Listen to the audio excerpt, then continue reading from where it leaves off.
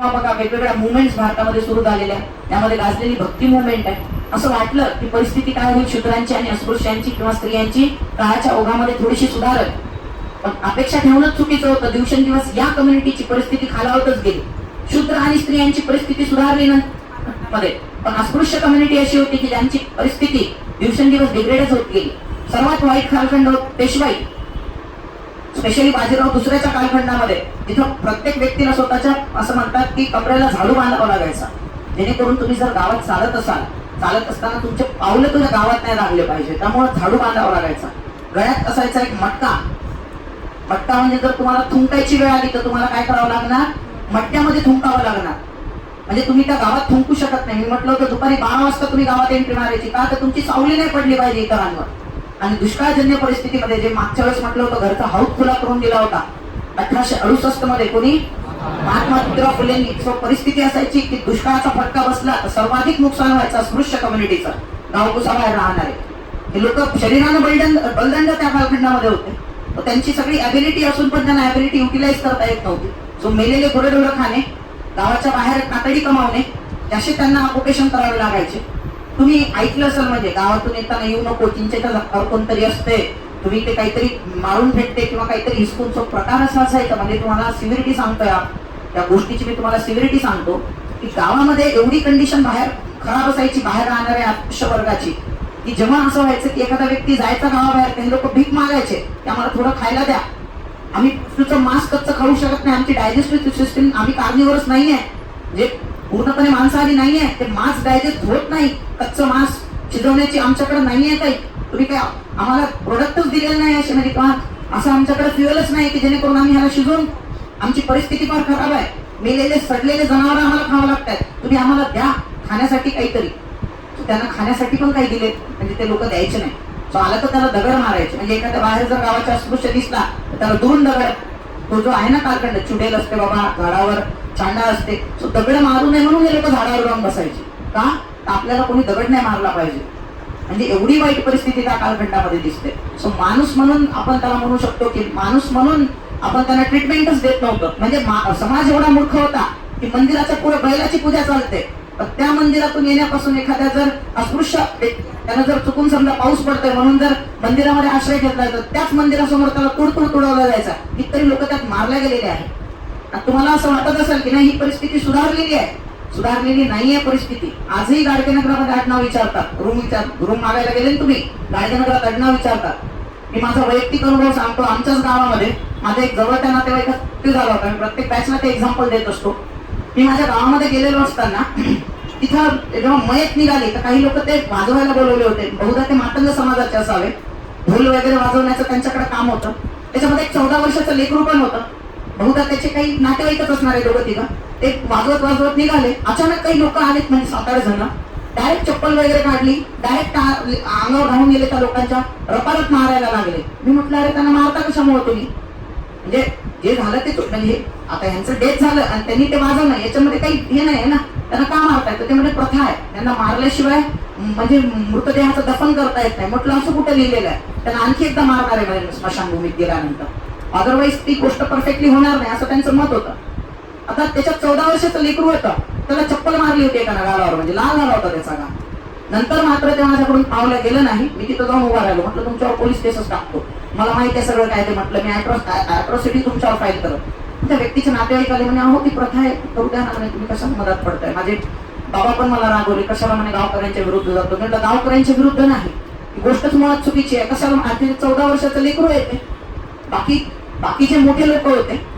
समजा आता कोणालाही मारणं चुकीचंच आहे त्याच्यामध्ये, पण 14 वर्षाच्या लेकराला कशाला मारताय तुम्ही, त्यानं काय पाप केले. म्हणजे तो तर बिचारा इन्कम काहीतरी मिळेल, 500 रुपये, त्यातून 200 रुपये आपल्याला काहीतरी मिळेल, 100 रुपये, त्याच्यामुळे तो आलेला आहे. म्हणजे शाळा सोडून वगैरे ते ढोल बडवायला तिथं, म्हणजे त्याला तुम्ही मारताय का तर प्रथा आहे म्हणून. आणखी प्रमाण थांबलेलं नाही. आजही साऊथ इंडियामध्ये मुलांना सांगितलं जाते की तुम्ही केस रंगवून या, का तर तुम्ही लक्षात आले पाहिजे दलित आहात म्हणून. तर तुम्हाला असं वाटत असेल की डॉक्टर बाबासाहेब आंबेडकरांनी वर्गाच्या बाहेर राहून शिक्षण घेतलं म्हणजे आज सगळ्यांची परिस्थिती सुधारली. सो नाही सुधारलेली आहे परिस्थिती. जोपर्यंत ऍटिट्यूड सवर्ण सोडणार नाही, किंवा जे सोसायटीतले अप्पर कास्ट आहे ते लोअर कास्ट कडे बघण्याचा ऍटिट्यूड जोपर्यंत सोडणार नाही तोपर्यंत रिफॉर्म नाही. तो इझिली म्हणतात आरक्षण सोडून द्यायला पाहिजे, आरक्षणामुळे सिस्टीमचं नुकसान व्हायला लागलं. खूप लोक त्याच्यावर डिबेट करतात. त्यांनी पहिल्यांदा ऍटिट्यूड सोडला पाहिजे दुसऱ्यांकडे पाहण्याचा. ते पण व्यक्ती आहे. इक्वल कॉम्पिटिशनच्या भरपूर लोक त्याच्यामध्ये गोष्टी करतात, आरक्षणाबद्दल वेडवाकडं बोलतात, त्यांची विचारसरणी वेगवेगळी असते. म्हणजे तर त्यांना ग्राउंड रूटची रियालिटी कदाचित त्यांना माहीत असते, पण त्यांना पाहायची नसते. याच्या लक्षात, म्हणून म्हटलं तो एक गुणधर्म आपल्यामध्ये पाहिजे, एम्पथी. याच्या लक्षामध्ये एम्पथी म्हणजे दुसऱ्याचं दुःख काय असलं पाहिजे, माझं दुःख आहे. ती कम्युनिटी ते जीवन जगते. आजही तुम्ही पाहिलं तर महारवाडे गावाच्या बाहेरच आहे. आमच्या गावामध्ये आजही लोक महार वर्ग हा गावाच्या बाहेरच राहतो. जेव्हा माझ्या वडिलाचा एक मित्र मला भेटण्यासाठी आला तर मी त्याला हात मिळवायला गेला तर त्यानं पहिल्यांदा मला की म्हणे भाऊ मी दलित आहे, तो हात कसं काय मिळवतोय माझ्याशी. त्याचं असं म्हणणं होतं की बाबा तोडायला लागला डायरेक्ट. म्हणजे आणि बाबा म्हणे माझा मुलगा माझ्यासारखाच आहे म्हणे, तू मिळव म्हणे हात, काही टेन्शन नको घेऊ म्हणे. त्याच्या डोळ्यात पाणी येऊन गेलं. म्हणजे म्हातारा माणूस होता, म्हणजे चांगला असतो. ती पद्धती गेलेली नाही आणखी खेड्यापाड्यामध्ये. जेव्हा ह्या वर्गाकडे आपण पाहतो तेव्हा असं जाणीव होते की बाबा खरी रिफॉर्म म्हणजे प्रशासनात का जावं आपण, तर ह्या लोकांसाठी, श्रीमंतांना आणि सोसायटीमधले जे आपण म्हणतो सोशली आणि इकॉनॉमिकली जे स्ट्रॉंगर सेक्शन आहे त्यांच्यासाठी नाही, पण सोशली आणि इकॉनॉमिकली जे विकर आहे, जे सवर्ण आहे पण इकॉनॉमिकल विकर आहे, त्यांच्यासाठी आपण जगलं पाहिजे. सो ही स्फूर्ती आपल्याला काय देतात, हे लोक देतात.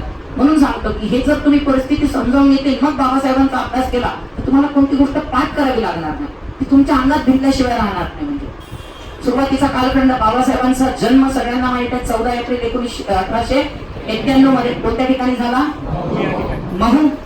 महू कशासाठी फेमस होता, एमपी मधलं मिलिटरी. तिथं काय राहिलेलं आहे, कंटोनमेंट राहिलेलं आहे मोठं, मिलिटरी कंटोनमेंट, बरोबर. सो ते याच्या आधी याच्यावर महूवर क्वेश्चन पण विचारलेले आहे आयोगाने.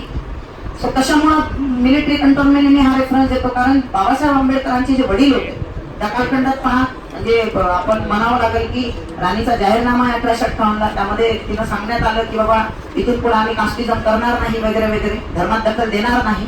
त्याच्या आधी डलहौसीने मोठ्या प्रमाणामध्ये जातीवाईज पलटणी बसवल्या होत्या, गोरखा रेजिमेंट, महार रेजिमेंट. तो त्याचाच एक भाग. नंतरच्या आधीच्या कालखंडामध्ये थोडंसं महात्मा ज्योतिराव फुले त्यांचे अनुयायी, तुम्ही नाव ऐकलं असेल गोपाळ बाबा वलंगकर, तर त्यांची पुण्याई म्हणा की दलितांना काय दिसतंय तुम्हाला, इक्वल वाटा मिलिटरीमध्ये दिसतोय, पराक्रमी पण तेवढेच होते. महार कम्युनिटी, महार बटालियन, त्याच्यापैकी एक सुभेदार, भारतीय माणूस मॅक्झिमम कोणत्या पदापर्यंत जाऊ शकत होता, सुभेदार. त्यांचे बाबा रामजी सपकाळ, रामजी मालोजी सपकाळ. शिवाजी महाराज आणि बाबासाहेबांच्या आजोबांचं नाव सारखंच आहे, मालोजी. सो मालोजी म्हणजे रामजी मालोजी सपकाळ. हे मिलिटरीमध्ये काय राहिलेले आहे, तत्कालीन सुभेदार. सुभेदार म्हणजे त्यांची इन्कम थोडीशी चांगली होती, म्हणजे इकॉनॉमिकली ते स्ट्रॉंगर होते, पण सोशली काय होते, विकर होते. त्या कालखंडात त्यांची बदली झाली नंतर साताऱ्यामध्ये. साताऱ्यामध्ये बाबासाहेब आंबेडकरांनी म्हणजे शिक्षण घ्यायला सुरुवात केलं. त्यांचं प्राथमिक स्कूलिंग साताऱ्यामध्ये सुरू झालेलं आहे. त्यांची बदली झाली, साताऱ्याला पण कंटोनमेंट आहे. फॉर काइंड इन्फॉर्मेशन, त्या कालखंडात साताऱ्यामध्ये पण कंटोनमेंट होतं, त्यामुळे तिथं बदली झाली. तिथं बदली झाल्यानंतर प्राथमिक शिक्षण बाबासाहेब कुठे घ्यायला लागले, साताऱ्यामध्ये. म्हणजे एक तुम्हाला एक म्हणजे हृदयद्रावक ते तुम्हाला एक त्यांचा मोमेंट सांगतो आयुष्यातला. गोष्ट अशी होती की म्हणजे त्यांची जेव्हा बदली झाली बाबांची, बाबा आधी येऊन गेले, रामजी सपकाळ आधी येऊन गेले. गोष्ट अशी होती की बाबासाहेब आंबेडकर त्यांच्या भावंडांना भेटायचं होतं, त्याच्या बाबांना किंवा त्यांना इकडे शिफ्ट व्हायचं होतं. तेव्हा ते घरून आले. सातारा येताना, सातारा म्हणजे तिथून पुण्यापर्यंत येताना, नगरपर्यंत येताना, महू पासून नगरपर्यंत त्यांना म्हणजे येण्यात काही दिक्कत झाली नाही. मजल दरमजल करत जे भेटल ते भेटल असं करत ते तिथपर्यंत आले. नगरमध्ये आल्यानंतर एक बैलगाडी लागत होती, त्यावेळेस तर काही गाड्या घोड्या नव्हत्या. सो बैलगाडीमध्ये बसून जावं लागायचं. बाबासाहेब आंबेडकर दिसायला थोडे गोडे गुंटे होते, त्याच्यामुळे त्यांना असं वाटलं बाबा आहे कोणाचा मुलगा असेल वगैरे वगैरे, ते बसवलं त्याला. आता ते माहिती आहे तुम्हाला गावाकडचे लोक चौकशा कशा करतात, फास्टॅग डाटा ट्रान्सफर म्हटलं ना, ते एक्झाम्पल दिलं होतं मागच्या ह्याच्यात तुम्हाला. मी माझ्या आजही मामाच्या गावात गेलो आणि जर चुकून विचारलं त्यांना का हो मला इथे इथं जायचंय, कोणत्या रस्त्याने जाऊ, तर ते रस्ता नाही सांगत पहिल्यांदा. कोण तुम्ही, नाव नाही, आडनाव सांगा तुमचं, कोणाकडे आलेले आहेत तुम्ही, मग तुमच्या सोबत कोण आहे, त्या तुमच्या कोण लागतात, बाबा तू सांग ना, सांग नाही तर सोडून दे, कशाला विचारतो एवढ्या चावड चौकशा. सो तो कालखंड तोच. हे यांच्या पूर्वज म्हणजे किती कट्टर असणार आहे. त्यांनी सुरू केलं म्हणजे कुंडली काढायला. आता बाबासाहेब म्हणजे भीमराव हे मुळात छोटे होते वयाने, फार लहान होते. फार विचित्र प्रसंग होता की जेव्हा त्यांना कळालं की मागं बसलेले पोरं आहेत हे महाराजचे पोरं आहेत, ते बाबासाहेबांना म्हणजे त्यांनी पाहिलं पहिल्यांदा, पण त्यांचं वय फार कमी होतं तेव्हा, 7-8 वर्षाचे मायडी असतील ते. सो त्यांना चालत्या बैलगाडीतून ढकलून देण्यात आलं. चारही म्हणजे तीनही चारही जेवढे भाऊ, म्हणजे बाबासाहेब आंबेडकर हे 14वे, त्यांच्या त्या कालखंडामध्ये मृत्यूदर खूप होता, त्यामुळे लेकरांचं प्रमाण जास्त असायचं. सो म्हणजे माझ्या स्वतःच्याच आधीला 14 लेकरं होते, त्यातले जगले 3च फक्त. तुमच्या आधीचा असाच काहीतरी पणजीचा आधीचा काहीतरी बॅकग्राऊंड असणार आहे की ज्याच्यामध्ये 7-8 लेकरं त्यापैकी जगताना दिसतात, 1-2च फक्त. तो त्या कालखंडात पण ते होतं. मृत्यूदर जास्त असल्यामुळं जनन दर काय होता स्त्रियांचा जास्त होता. त्याच्यामुळे 14वे रत्न आहे डॉक्टर बाबासाहेब आंबेडकर. म्हणजे 14व्या म्हणजे अपत्य आहे त्यांचे कुठल्याचे ते. त्यांचे काही भाऊ पण होते. त्या भावासकट सगळ्यांना बंडीतून फेकून देण्यात आलं. त्या रात्री पाऊस पडत. बाबासाहेब आंबेडकरांनी त्यांच्या भावंडांना, ती सर्वात लहान बाबासाहेब त्यांच्यामध्ये, पायी चालत नगर पासून प्रवास करावा लागला साताऱ्यापर्यंत. ते जेव्हा सांगायचे ना बाबासाहेब आंबेडकर मुंबईच्या टाउन हॉल वगैरे मध्ये जेव्हा ते बोलायचे ना त्यांच्या बालपणाबद्दल, त्यांच्या डोळ्यात अश्रू यायचे की किती समाज हा वाईट होता की बाबा एका म्हणजे 13-14 म्हणजे 7-8 वर्षाचं वय काय असते ते, पण त्यांनी तोही विचार केला नाही. तर आम्हाला अर्धमेल्या स्थितीत आम्ही घरी पोहोचलो होतो, म्हणजे साताऱ्यात पोहोचलो होतो. म्हणजे एवढी वाईट परिस्थिती त्या कालखंडात होती. म्हणजे छोट्या भीमाला चटके जे आहे परिस्थितीचे किंवा सामाजिक विषमतेचे हे लहानपणापासूनच बसायला सुरुवात झाली होती.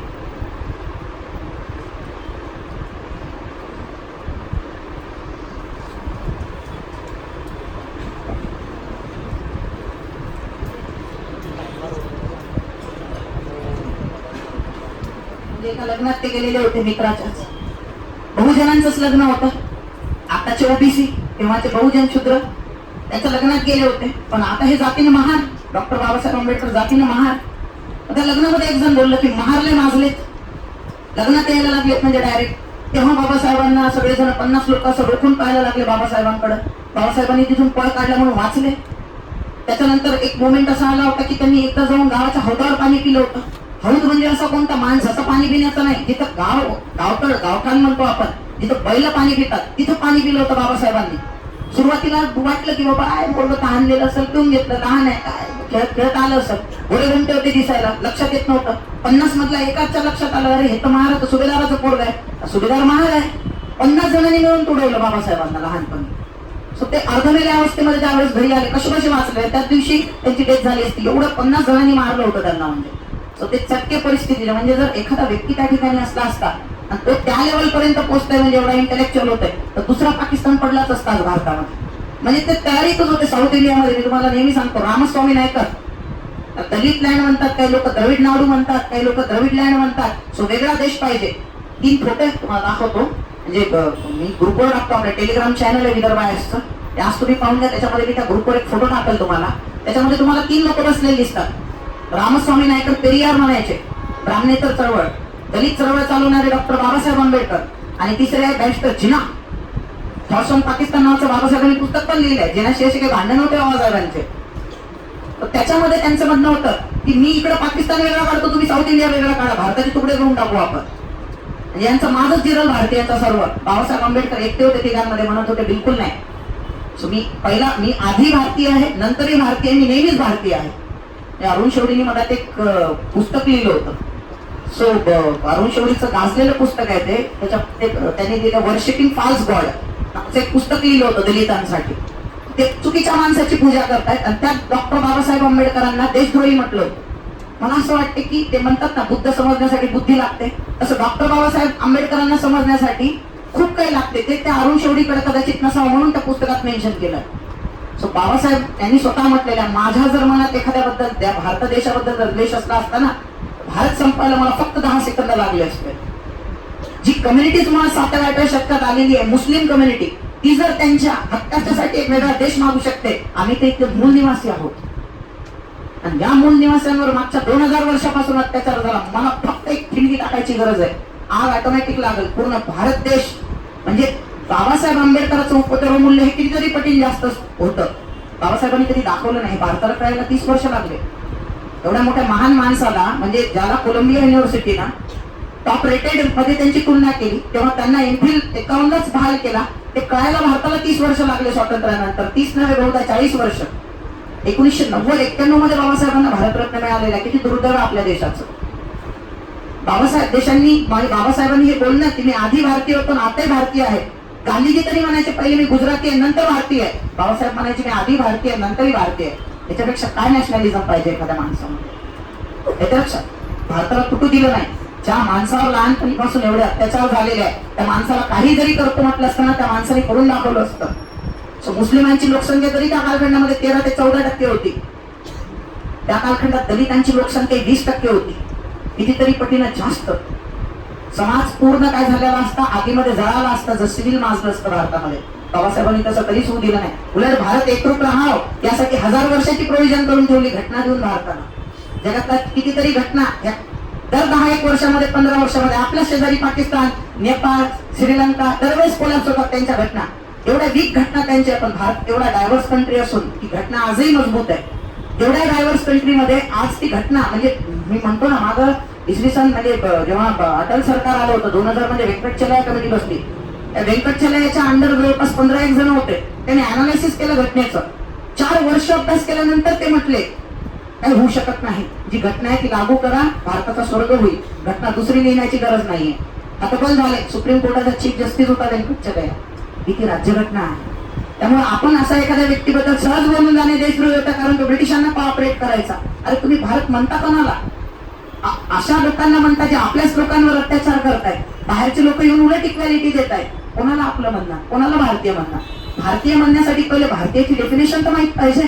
तुम्ही कोणत्या सेन्सनं भारतीय म्हणतायत म्हणजे हे तर लक्षामध्ये. सो त्याच्यामुळं तुम्ही हे जे पाहतो ना आपण ब्रॉड सेन्स, मी नेहमी म्हणतो की बाबासाहेबांकडे पाहताना तुम्ही ब्रॉड सेन्सनं पहा. मी 3 शब्द सांगितले होते मागच्या लेक्चरमध्ये, इंडिपेंडन्स, फ्रीडम आणि लिबर्टी. इंडिपेंडन्स म्हणजे ब्रिटिशांना हाकलून देणार, याचा अर्थ सगळं काही मिळालं असं होत नाही. गोऱ्यांची सत्ता गेली, काळ्यांची सत्ता आली, काय फरक पडतो त्याच्यामध्ये? अत्याचार तर आजही लोकांवर होतात ना.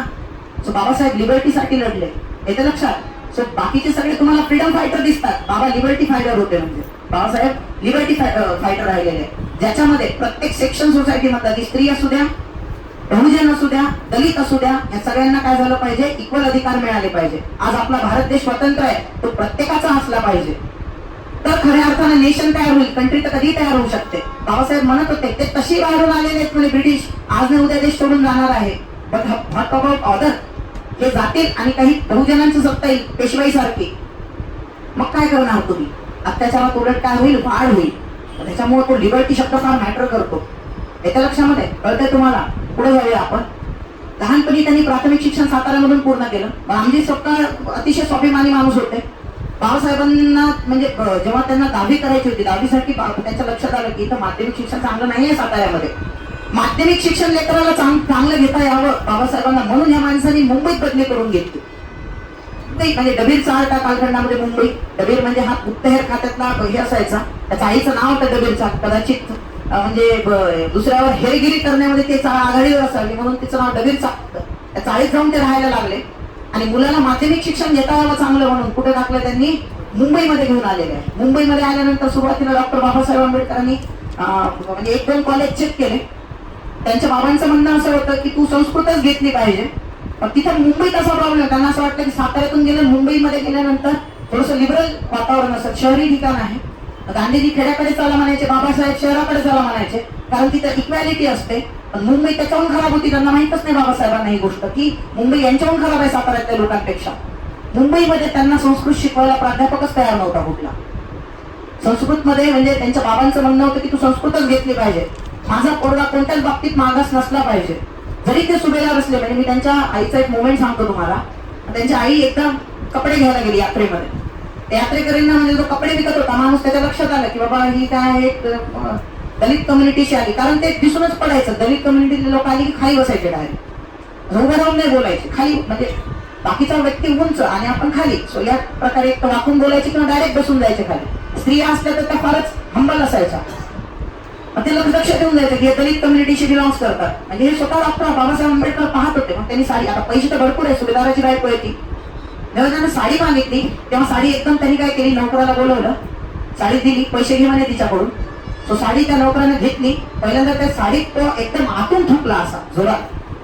त्यानंतर ती खाली पाणी टाकलं जमिनीवर, ते पाणी असं थोडंसं कालवलं आणि त्यानंतर ती साडी घासली चिखलामध्ये आणि फेकली तिच्या अंगावर आणि पैसे पूर्ण घेतले. ते स्वतः पाहत होता आईवर चालणारे जे समाजातर्फे अत्याचार आहे किंवा त्यांच्यावर चालणारे अत्याचार आहे. संस्कृतला ऍडमिशन घ्यायची होती पण कुठलाच व्यक्ती, कुठलाच शिक्षक त्यांना शिकवायला तयार नव्हता. प्राथमिक शिक्षण का पूर्ण झालं की ब्रिटिशांची पुण्य मानावं लागेल की ब्रिटिशांनी तो रूल बनवला होता की जर समजा तुमच्या शाळांना जर डोनेशन पाहिजे आहे, तुमच्या शाळांना सरकारी मदत पाहिजे आहे, तर तुम्हाला सर्व धर्माच्या लोकांना शिकवावं लागेल, सर्व जाती पंथाच्या लोकांना शिकवावं लागेल. म्हणून की काय त्यांनी डॉक्टर बाबासाहेब आंबेडकरांना अलाउड तरी केलं, पण त्यांना माहित होतं का की बाबा हे दलितांच्या लेकरांना आतमध्ये बसवतात की बाहेर. डॉक्टर बाबासाहेब आंबेडकरांना कायम वर्गाच्या बाहेर बसून काय घ्यावं लागलं, शिक्षण. पण तेव्हाही समाजाच्या काही चांगल्या बाजू होत्या, त्या आपण विसरून चालत नाही. मी नेहमी सांगतो की विचारधारा एखादी वाईट असू शकते, माणूस कधीच वाईट नसतो. त्या कालखंडात पण चांगले माणसं होते, कौतुक करावं लागेल. आंबेडकर म्हणजे यांचं नाव सपकाळ, नंतर आंबावडे नाव झालं त्यांचं आडनाव. म्हणजे यांचं आडनाव तेव्हा साताऱ्यामध्ये आंबावडे होतं. सो हे जे त्या कालखंडात त्याचे 2 शिक्षक होते, एक होते पेंडसे आणि दुसरे होते आंबेडकर. त्याचे 2 शिक्षक राहिले त्या कालखंडात, पेंडसे आणि आंबेडकर. हे शिक्षक चांगले होते साताऱ्यामध्ये. त्यांच्या असं लक्षात आलं त्या कालखंडात की जे वर्गाच्या बाहेर बसलेलं हृदय हे दलिताचं आहे आणि वर्गातल्या ज्या पोरांना जे जमत नाही ते त्याला जमते, ते त्याला म्हणजे त्याला तेवढंच जमत नाही तर पुढच्याही वर्गातले. आणि मी तुम्ही ते पाहिलं असेल म्हणजे रणछोड दास त्या 3 इडियट मध्ये पुढच्या वर्गातले गणित सोडवणार असा तो त्यावेळेस बाबासाहेब आंबेडकर छोटा भीम त्यावेळेस तेवढा स्कॉलर होता की त्याला पुढच्या वर्गातले पण गणित जमायचे. त्याला फार कौतुक होतं म्हणजे त्या गोष्टीचं. पेंडसे आणि कोणाला म्हणजे भरपूरदा तर असं होतं की जेव्हा जेवायला नसायचं डॉक्टर बाबासाहेब आंबेडकरांना तर दुपारी त्यांना म्हणजे त्यांची अवहेलना व्हायची, पेंडसे घरी घेऊन जायचे जेवायला त्यांना. म्हणजे समाजात माणुसकी होती. समाजाकडे सगळीकडेच असं नाही, म्हणजे मानावं लागेल की लोक त्या कालखंडात होते, नाही तर त्यांचं मन कसं झालं असतं किंवा त्यांनी विचारसरणी किती बदलली असती हे लोक जर नसले असते तर. ते लक्षात आलं की हे पोरग फार प्रगल्भ आहे. म्हणून जेव्हा जेव्हा इन्स्पेक्टर यायचे ना इन्स्पेक्शन करायला, बाबासाहेबांना पहिल्या बेंचवर बसवल्या जायचं आणि बाबासाहेबांना पहिल्या बेंचवर बसून क्वेश्चन त्यालाच विचारले जायचे. नेमके सगळ्या वर्गाचा एकटाच सांगायचा क्वेश्चनचे उत्तर. इन्स्पेक्टर पण खुश व्हायचा म्हणजे एकदम की नाही का दलिताला पहिल्या बेंचवर बसवलं जातं. त्याला माहितच नव्हतं रेग्युलरली काय होते म्हणून यांच्या बाबतीमध्ये. सगळे उत्तर एकटे बाबासाहेबच देऊन टाकायचे. म्हणजे त्याच्यामुळे त्यांना एवढं कौतुक होतं की त्यांनी स्वतःचं जे ब्राह्मण अडे नाव आहे आंबेडकर त्यांनी त्या मुलाला घेऊन टाकलं. त्यामुळे आजही त्यांच्या जेव्हा शिक्षकाच्या आठवणी सांगतात बाबासाहेब त्यांच्या डोळ्यात पाणी येते जेव्हा ते सांगायचे आठवणी की माझे शिक्षक एवढे चांगले होते म्हणून. तर त्यांनी पाया घडवलाय छोट्या भीमचा. जेव्हा ते तिथे गेले मुंबईमध्ये त्यांना कोणताही व्यक्ती संस्कृत शिकवायला तयार नव्हता, म्हणून त्यांनी पारशीमध्ये शिक्षण पूर्ण केलं. म्हणजे विषय घेताना पारशी विषय घेतला कारण संस्कृत शिकवायलाच कोणी तयार नव्हतं. तेव्हा त्याच्या बाबांना खूप राग आला. मी म्हटलं ना तुमचं रामजी सप्ताह हे त्या कालखंडामध्ये असे प्रश्न होते की त्यांना हे बिलकुल त्यांचं असं म्हणणं होतं की माझ्या पोरांनी शिक्षण उच्चच घेतलं पाहिजे. काय त्याचे ते म्हणजे त्यांचा संस्कृत बॅकग्राऊंड खूप स्ट्रॉंग होता. ते स्वतः संस्कृतचे म्हणजे चांगले गाडे अभ्यासक राहिलेले आहे रामजी. नाथ संप्रदाय माहित असेल तुम्हाला, नाथ संप्रदाय तिथे स्वतः होते. रोज घरामध्ये असं असायचं की आठवड्याला भजन कीर्तन चालायचे. जी इक्वॅलिटीची मुवमेंट होती, भक्ती मुवमेंट म्हणतो, त्याच्यामध्ये एक नाथ संप्रदाय, चक्रधर स्वामी नाव ऐकलं असेल तुम्ही. आज जी मराठी भाषा आहे ती त्या चक्रधर स्वामीची देण आहे, याच्या लक्षामध्ये. आज जे तुम्हाला नंतर ज्ञानोबा माऊली वगैरे वगैरे नाथ संप्रदायाचा हे होतो. रामजी सप्ताह यांचे चांगले मित्र महात्मा ज्योतिबा फुलेंचे त्या कालखंडामध्ये. घरी कसं वातावरण त्या कालखंडात घरात भजनं ठेवल्या जायचे का तर मुलं वाईट मार्गाने नाही लागले पाहिजे. मुलांनी नेहमी चांगल्याच मार्गाने चाललं पाहिजे, वाईट मार्गाने नाही लागले पाहिजे. ते म्हणतो ना आपण की ते त्या कालखंडामध्ये ती एक संस्कृत म्हण आहे, दुर्व्यसनम केवलम. म्हणजे त्यांनी त्या कालखंडात म्हटलेलं आहे की दुर्व्यसनम द्वयम केवलम विद्या अर्जनम, आणि दुसरं होतं तुमचं त्याच्यामध्ये एक आपण ज्याला म्हणू शकतो की ज्ञान संपादन ज्याला म्हणतो किंवा विद्या अर्जनम, आणि दुसरं एक होतं त्याच्यामध्ये की तुम्ही नेहमी काय केला पाहिजे, फिलॉसॉफीचा अभ्यास केला पाहिजे. तुम्ही एक तर ज्ञान अर्जन करा, तुमच्या 2च दुर्गुण असले पाहिजे जर असेल तर, किंवा तुमच्यामध्ये व्यसन जर असेल तर 2च व्यसन असले पाहिजे. दुर्गुण नाही म्हणता येणार आपल्याला. व्यसन जर असेल तर ते 2 व्यसन कोणते, एक विद्या अर्जनाचं आणि दुसरं म्हणजे तुम्ही काय केला पाहिजे, फिलॉसॉफीचा अभ्यास केला पाहिजे. ते विचार त्या कालखंडामध्ये बाबासाहेबांवर रुजवले चालले होते लहानपणी. त्या कालखंडात त्यांनी सांगितलं पण त्याला, म्हणजे त्यांना एक्झाम्पल देत असताना संस्कृत मध्ये द्यायचे. म्हणजे कोण, रामजी आंबेडकर त्या कालखंडात, किंवा रामजी आंबेडकर म्हटल्यापेक्षा रामजी सप्ताह, त्यांना नेहमी एक्झाम्पल देताना संस्कृत मध्ये द्यायचे. हे बाबासाहेब आंबेडकर स्वतः ऐकायचे. हे फार महत्वाचं असते बरं का, तुमची जडणघडण कशी झालेली आहे. त्यांना माहित होती की आपल्या लेकराला भरपूर अडचणी येतात. त्यांची ती एक स्ट्रॉंग पॉईंट होता. त्यांचे वडील त्यांना नेहमी मोटिवेट करायचे. ते म्हणायचे अश्वम नैव गजम नैव व्याघ्र नैवच नैव अजापुत्र बली देव दध्या.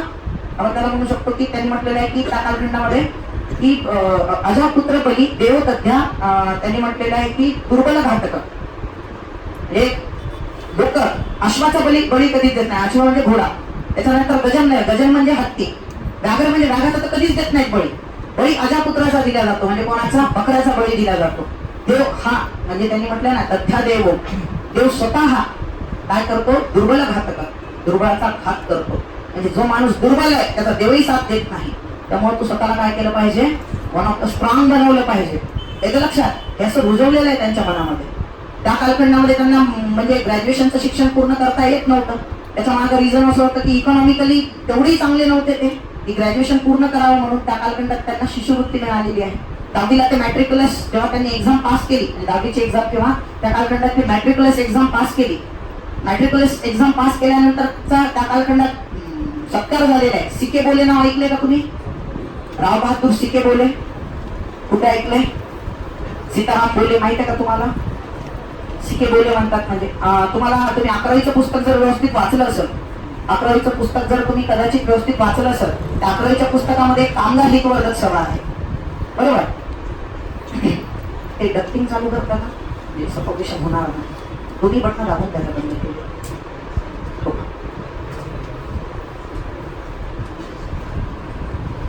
कामगार हितवर्धक सभा आहे त्याच्यामध्ये, माहिती का तुम्हाला? 11वीचं पुस्तक चांगलं चालणी करावं का, त्याचा अभ्यास करा, त्याच्यावरच क्वेश्चन येतात परीक्षेत. आपण म्हणतो पुस्तकाच्या बाहेरचे, आपण हे पुस्तक वाचतो कठारे विठारे मोठे मोठे आणि साध्या साध्या 11वीच्या क्वेश्चन चुकतात आपले पुस्तकामधले. तसं नाही करायला पाहिजे. त्याच्यामध्ये 1909 मध्ये एक संघटना स्थापन झालेली आहे, त्याचं नाव आहे कामगार हितवर्धक सभा.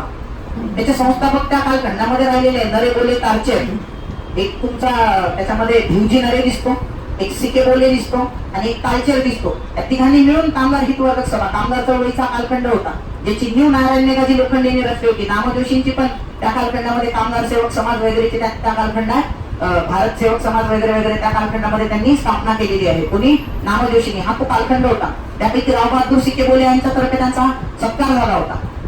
त्या कालखंडामध्ये त्यांच्या वडिलांचे जे मित्र होते केळुसकरांना, अण्णा केळुसकर, त्यांनी सांगितलं त्या कालखंडामध्ये बडोद्याच्या गायकवाडाला की असं एक पोरग आहे पण महार कम्युनिटीतला आहे, त्यामुळे शिक्षणात पुढे जाऊ शकत नाही. तर ग्रॅज्युएशन पूर्ण करण्यासाठी त्या कालखंडामध्ये जे बडोद्याचे गायकवाड आहे सयाजीराव गायकवाड, त्यांनी त्यांना 25 रुपये शिष्यवृत्ती दिली, म्हणून ते त्यांचं ग्रॅज्युएशन MA मध्ये पूर्ण करू शकले. मुंबईच्या एल्फिन्स्टन कॉलेजमधून त्यांनी त्यांचं काय केलेलं आहे, ग्रॅज्युएशन पूर्ण केलेलं आहे. डॉक्टर बाबासाहेब आंबेडकरांनी ग्रॅज्युएशन आता पूर्ण केलं तर आधी होती की तू ग्रॅज्युएशन पूर्ण केल्यानंतर आमच्या इथं नोकरी कर.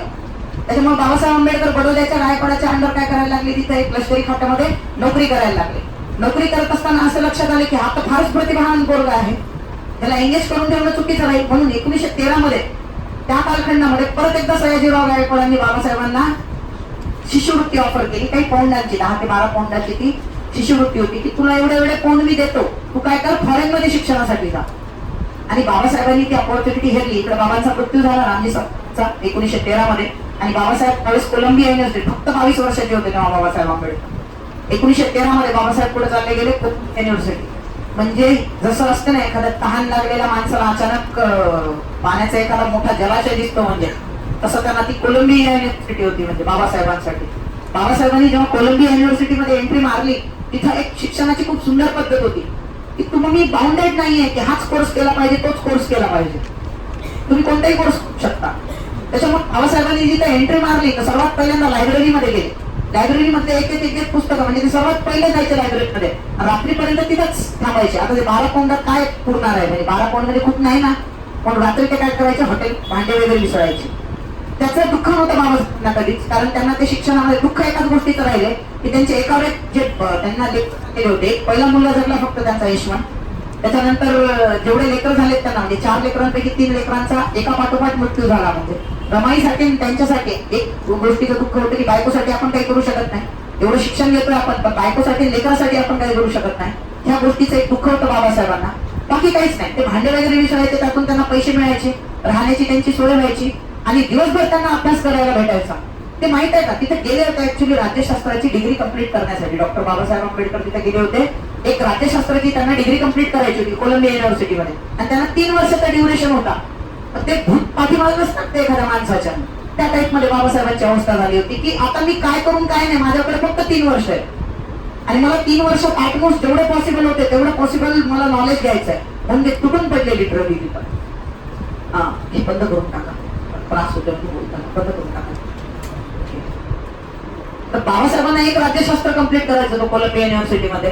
ते काय करायचे, दिवसभर कोणत्या ना कोणत्या क्लासमध्ये जाऊन बसायचे. म्हणजे आपल्याला आज एखादा क्लास करायचं म्हटलं टेन्शन येते, वारंवार पाहतो 8 वाजले, सोडायचं पुढचं दिसत नव्हते सर, 8 वाजले ते झालं, आता काय सोडून उपयोगच नाही, आता कशाला सोडता, घ्या ना लेक्चर, असे काही भावना येतात माझ्या मनामध्ये.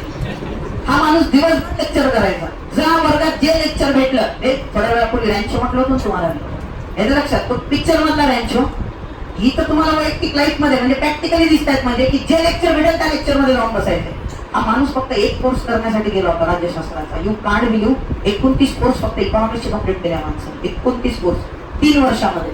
हा एक्स्ट्रा ऑर्डिनरी माणूस होता न्यूयॉर्क मध्ये कोलंबिया युनिव्हर्सिटी मध्ये, ज्यानं 3च वर्षामध्ये एमए पूर्ण केलं, पीएचडी पूर्ण केली. 2000 म्हणजे 1913ला ते तिथे गेले, 15ला त्यांना एमए मिळाली 2 वर्षात, आणि 1916ला त्यांना पीएचडी पण देऊन टाकली त्या विद्यापीठात. एका वर्षात पीएचडी पूर्ण करणारा महान व्यक्तिमत्व. लोकांना 7-7, 8-8 वर्ष लागायचे कोलंबियामध्ये पीएचडी पूर्ण करायला. म्हणजे तिथले शिक्षक पण धन्य होते की आम्हाला आमचा विद्यार्थी आमच्यापेक्षा हुशार भेटलाय म्हणून. हुशार म्हणते बरं का, दीड शहाणा नाही, नाही आपल्या इथं असतात म्हणजे दीड शहाणे असतात, माहीत काहीच नसतंय, उद्या एखादं वाचून येतात काहीतरी, आणि म्हणजे हा असा प्रकार नाही आहे इथं. इथं प्रगल्भता हा विषय आहे, किंवा इथं तुम्हाला मॅच्युरिटी हा विषय असतो. म्हणजे 29 कोर्सेस मला सांगायला मला फार कौतुक वाटते. म्हणजे आजही म्हणजे बोलताना काटा येतोय की माणसाने किती हुशार असावं किंवा किती डेडिकेटेड असावं अभ्यासाप्रती, की एक माणूस जातो एक कोर्स पूर्ण कम्प्लीट करायला.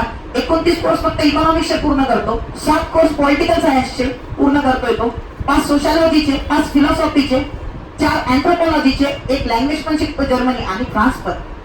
So French language, Germany language या दोन्ही लँग्वेज तुम्ही शिकल्या बाबासाहेब.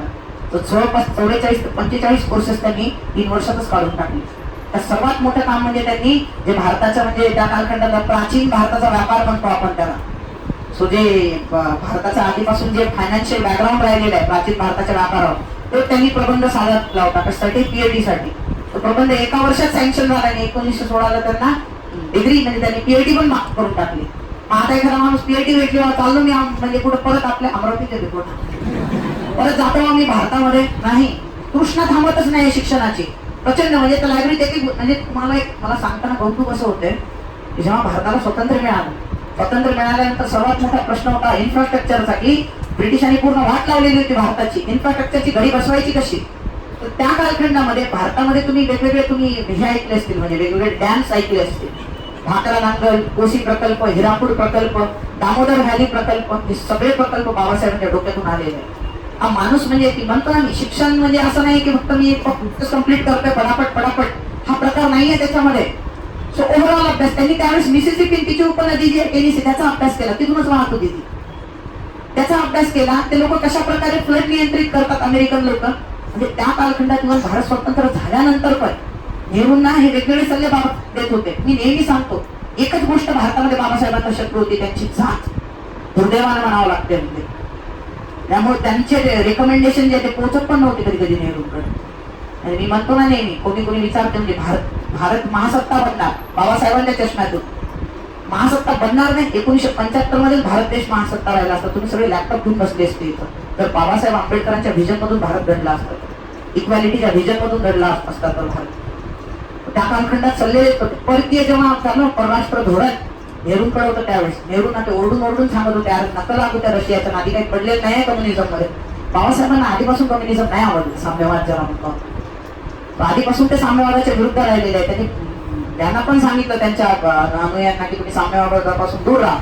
त्यावेळेसचा साम्यवाद बरं का, कार्ल मार्क्सची त्यांची दुश्मनी नव्हती, व्लादिमीर लेनिनची त्यांची दुश्मनी नव्हती. तुम्हाला सांगताना मला कौतुक वाटते की पूर्ण भारतीयांमध्ये फक्त डॉक्टर बाबासाहेब आंबेडकर असे आहे की ज्यांचं लंडनचं जे म्युझियम आहे ना, तिथं त्यांचा पुतळा आहे बाबासाहेबांचा, आणि तोही कार्ल मार्क्सच्या बाजूला. हा सन्मान फक्त अख्ख्या जगामध्ये बाबासाहेबांनाच मिळालाय बरं का. त्यांच्या तोडीचा कार्ल मार्क्सच्या एकच इकॉनॉमिस्ट आहे म्हणे डॉक्टर बाबासाहेब आंबेडकर, त्यांचा पुतळा बाजूला आहे, बाकी कोणाचाच नाही तिथं पुतळा. नेहरू तर कधीच लागणार हा तो कालखंड आहे.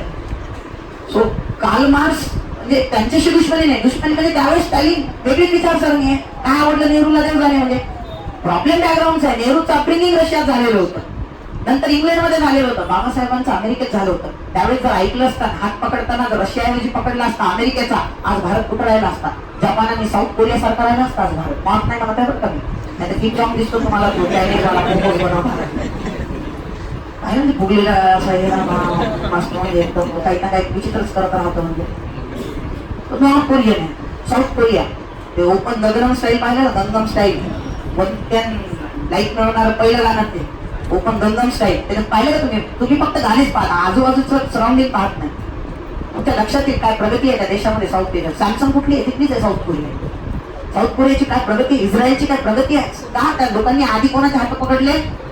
अमेरिकेचे. बाबासाहेब एकटे असे होते, सांगत होते हा माणूस पहिला माणूस आहे भारतातला अमेरिकेला जाणारा, म्हणजे त्या वेळी सांगतोय मी तुम्हाला, इंटेलेक्च्युअली अमेरिकेला जाणारा.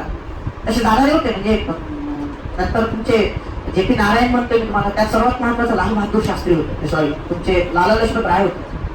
जेव्हा बाबासाहेब आंबेडकर कोलंबियाच्या युनिव्हर्सिटीत अभ्यास करत होते ना, त्याच ठिकाणी त्याच कॉलेजमध्ये हे पण होते, ते तिथं अभ्यास करायचे लाला लजपत राय. पण लाला लजपत राय तडीपार होते का? तर ते जहाल चळवळीचे नेते होते, म्हणजे त्यांना तडीपार केलेलं होतं जहाल नेतृत्व असल्यामुळं.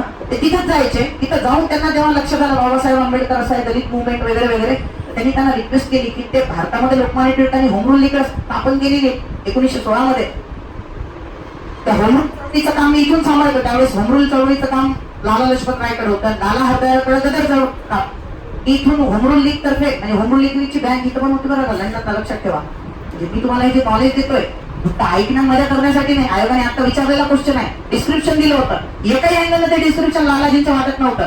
एकच त्याच्यात एक शब्द होता, हे अमेरिकेला जाऊन त्यांनी त्या कालखंडात होम रूल लीग चालवली. एकच त्याच्यामध्ये होता पॉईंट. त्याच्यावर तुम्ही टेस्ट करू शकत होते की नेतृत्व पहा, कंपनीचे पेपर चेक करू. म्हणून सांगतो, नॉलेज घेताना बरोबरच घेऊच नका. तुम्ही घ्यायचं नॉलेज डिटेलमध्येच घ्या, तरच तुम्हाला परीक्षेत ते काम येईल. सो अमेरिकेमध्ये जाणारी ही पर्सनॅलिटी आहे लाला लजपत राय. बाबासाहेबांकडे गेली. बाबासाहेबांना म्हटले होते की तुम्ही मी इथं होम रूल लीग चालवतोय म्हणे, तिकडे म्हणजे टिळकांनी तिकडे स्थापना केलेली आहे होम रूल लीगची म्हणे, तुम्ही आम्हाला सहकार्य करायला पाहिजे. मी जहालांचं नेतृत्व, लाला हरदया, गदर, तुम्ही गदर चळवळ वगैरे वगैरे. ते म्हणे बाबासाहेब माझं विजन क्लिअर आहे. ते म्हणे अहो तुम्ही भारतीय आहे, भारताच्या स्वातंत्र्यासाठी लढलं पाहिजे. ते म्हणे तुम्ही स्वातंत्र्याची डेफिनेशन सांगा पाहिजे. जे जो नेहमी क्वेश्चन तुम्ही कोणाला विचारलं पाहिजे, म्हणजे स्वातंत्र्याची डेफिनेशन काय आहे. म्हणजे ते बोलत जेव्हा बोलायला लागते ना स्वातंत्र्याची ही डेफिनेशन आहे. काही लोक इझिली एखाद्याला देशद्रोही म्हणतात, तर पहिले त्याला देशाची डेफिनेशन विचारायला पाहिजे तुम्ही.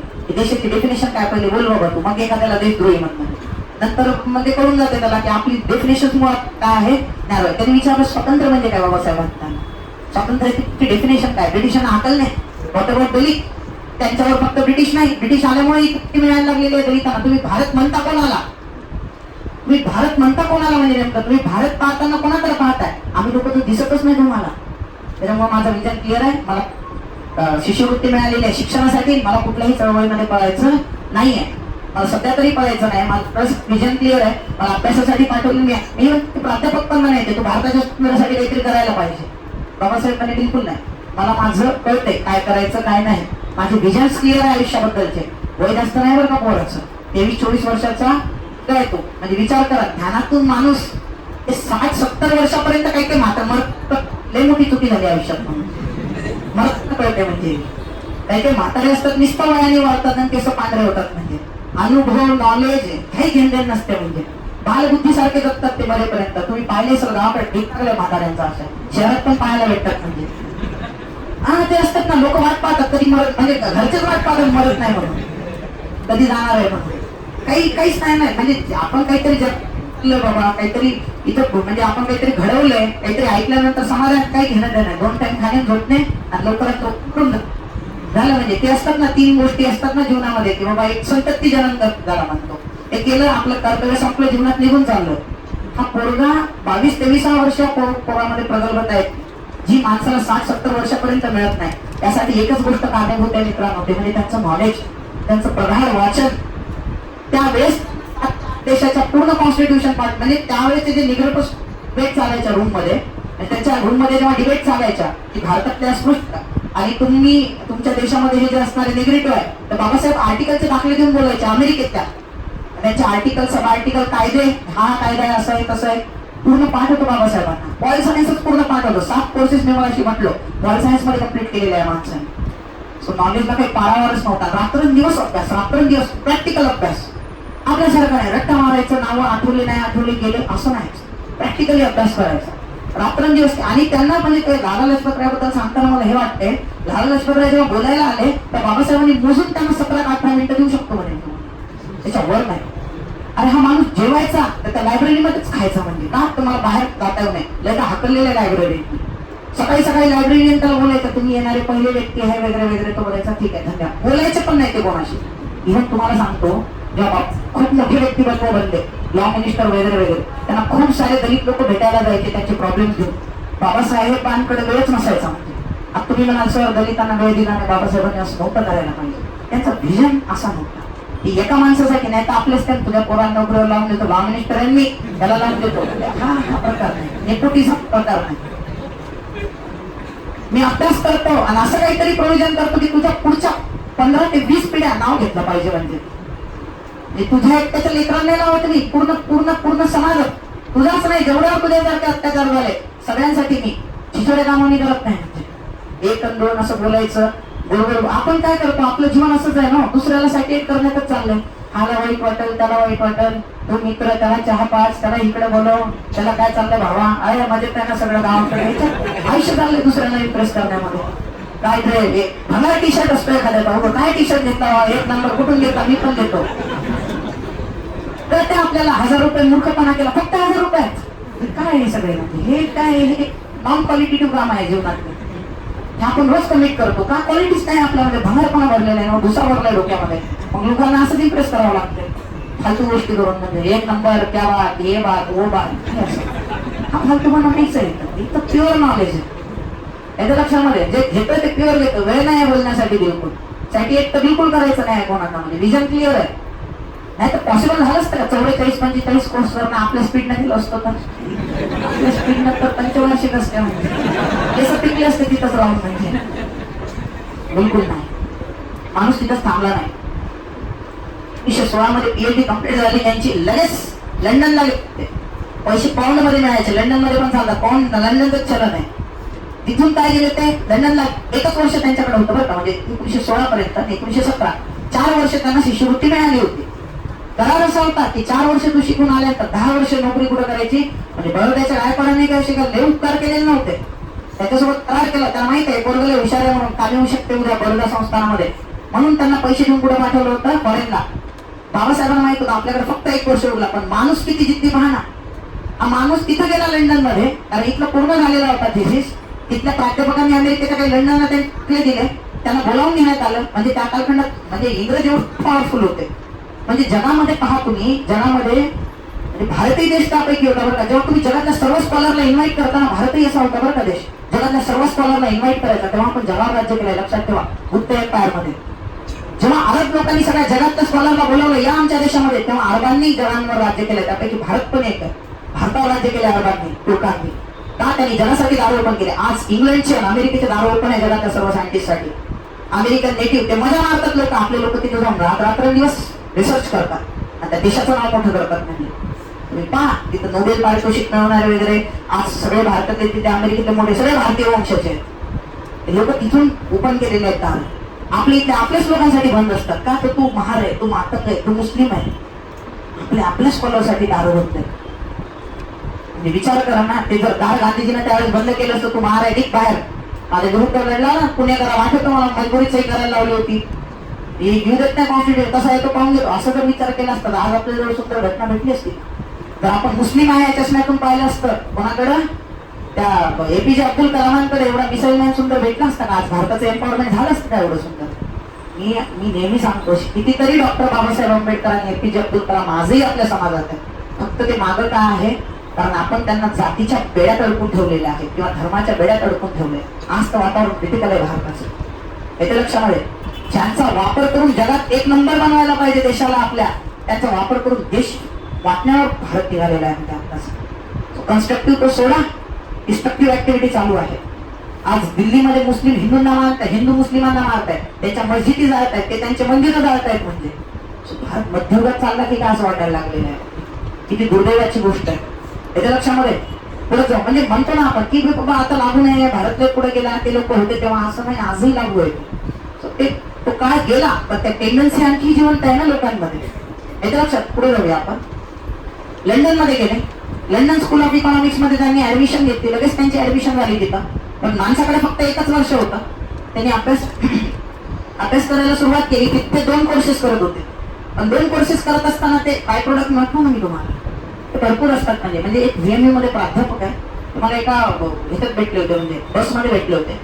ते सध्या PhD करतात कशावर, की युरोपची जॉग्राफी डॉक्टर बाबासाहेब आंबेडकरांच्या चष्म्यातून. म्हणजे बाबासाहेब आंबेडकरांनी युरोपच्या जॉग्राफीवर पण पुस्तकं लिहिलेली. त्यांचं असं म्हणणं होते, फार कमी लोकांना माहिती आहे की त्यांनी पुस्तकं लिहिले. त्यांचं मटेरियल जे आहे लिहिलेलं ते मी कंपाईल करतो म्हणे, आणि त्याच्यावर एक पुस्तक तयार करतो की युरोपची जॉग्राफी बाबासाहेबांनी कशी लिहिली. म्हणजे माणूस किती डायव्हर्स असणार, म्हणजे एक त्यांचा अभ्यासण्यात पूर्ण आयुष्य चाललं जाते लोकांना. माहिती आहे का, तो माणूस म्हातारा झाला, 30 वर्षापासून लिहितोय म्हणे मी याच्यावर. मी ऑलरेडी PhD होल्डर आहे म्हणे, मला परत PhD मिळवायची म्हणे. मी मागच्या 30 वर्षापासून त्याच्यावर रिसर्च करतो. म्हणजे एका पैलूवर रिसर्च करायला पूर्ण आयुष्य लागते. माणूस किती जबरदस्त असतो याचं लक्षामध्ये. दुर्दैव म्हटलं ना मी की भारताला कळायला 40 वर्ष लागते.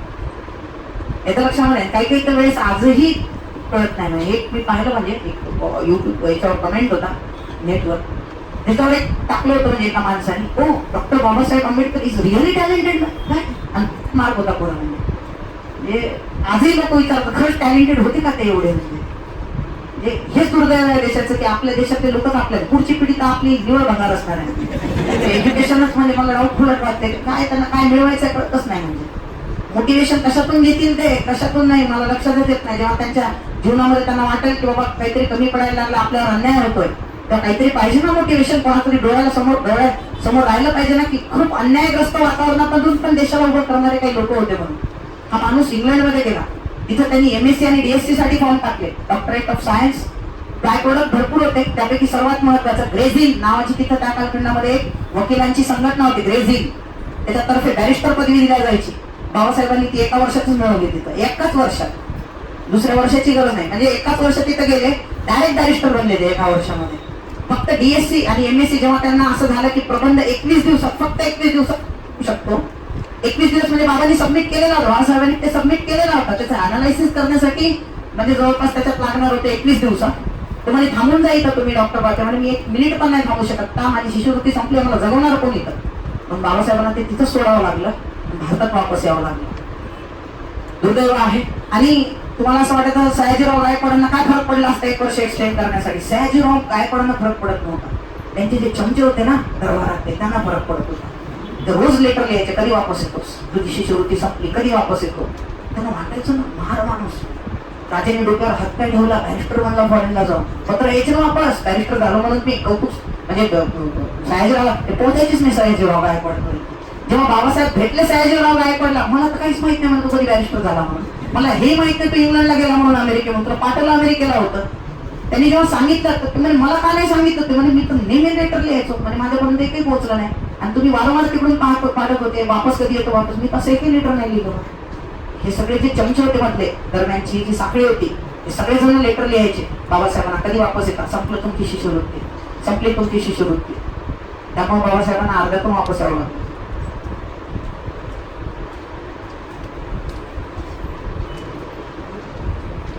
त्यानंतर त्यांनी जॉब हाती घेतला. आल्यानंतर त्यांनी 10 वर्ष जॉब करायचा होता ना. महान व्यक्तिमत्व, आता एवढं सगळं त्यांच्याकडे आहे, डॉक्टर झालेले आहेत ते, एवढं सगळं त्यांच्याकडे आहे.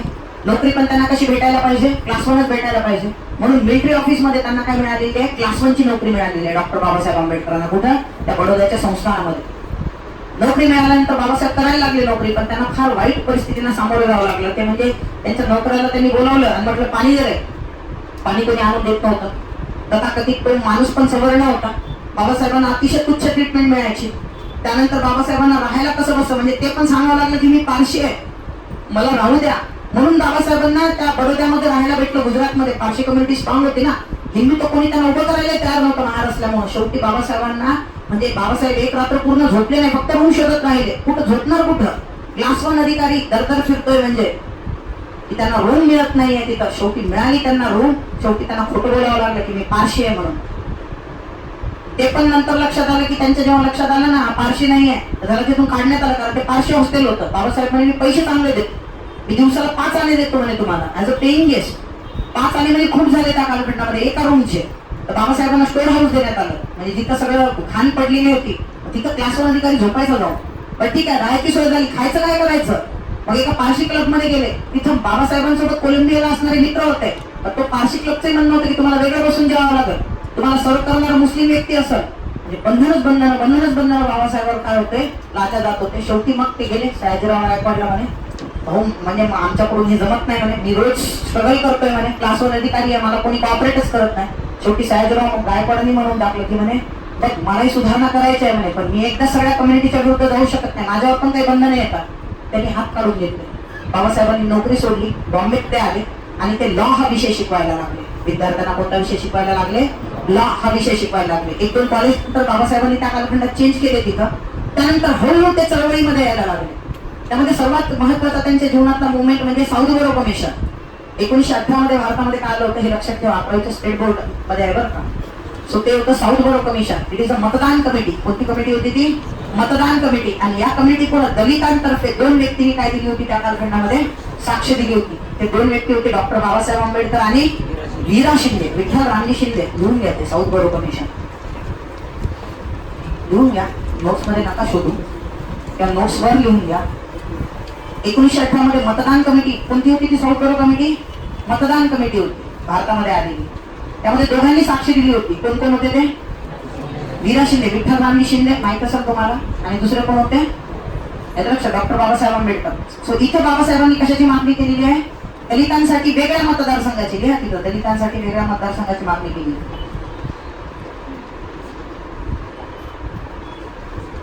दलितांसाठी वेगळ्या मतदारसंघाची मागणी केली. वही घेऊन येत चला बरं का, कसे देता म्हणजे तुम्ही बसायला फिरत फिरत. दुसरं त्याच्यामध्ये आणखी एक महत्वाची माहिती लिहिली. 1915 मध्ये MA केलं त्यांनी. प्राचीन भारताचा व्यापार हा त्याचा विषय होता. प्राचीन भारताचा व्यापार. डक्किंग चालू करता का प्लीज?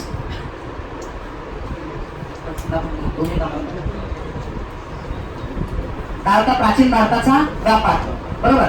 आणि दुसरं लिहा PhD. PhD साठी प्रबंध काय होता त्यांचा? National dividend of India. National dividend of India.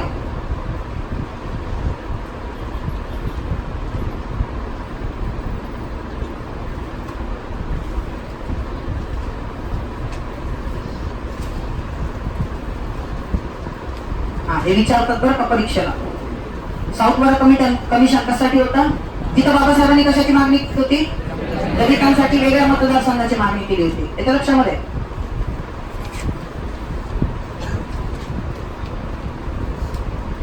आणखी तिथे एक माहिती द्या, म्हणजे एक्स्ट्राची सांगतो मी माझ्याकडून, तुम्हाला एक्झाम मध्ये काम येऊ शकते. सध्या तर तो आपला विषय नाहीये डिस्कशनचा, पण तरी लिहा. 1919च्या कायद्यासाठी, 1919च्या मॉन्टेग्यू-चेम्स्फोर्ड कायद्यासाठी, 1919च्या मॉन्टेग्यू-चेम्स्फोर्ड कायद्यासाठी दलितांतर्फे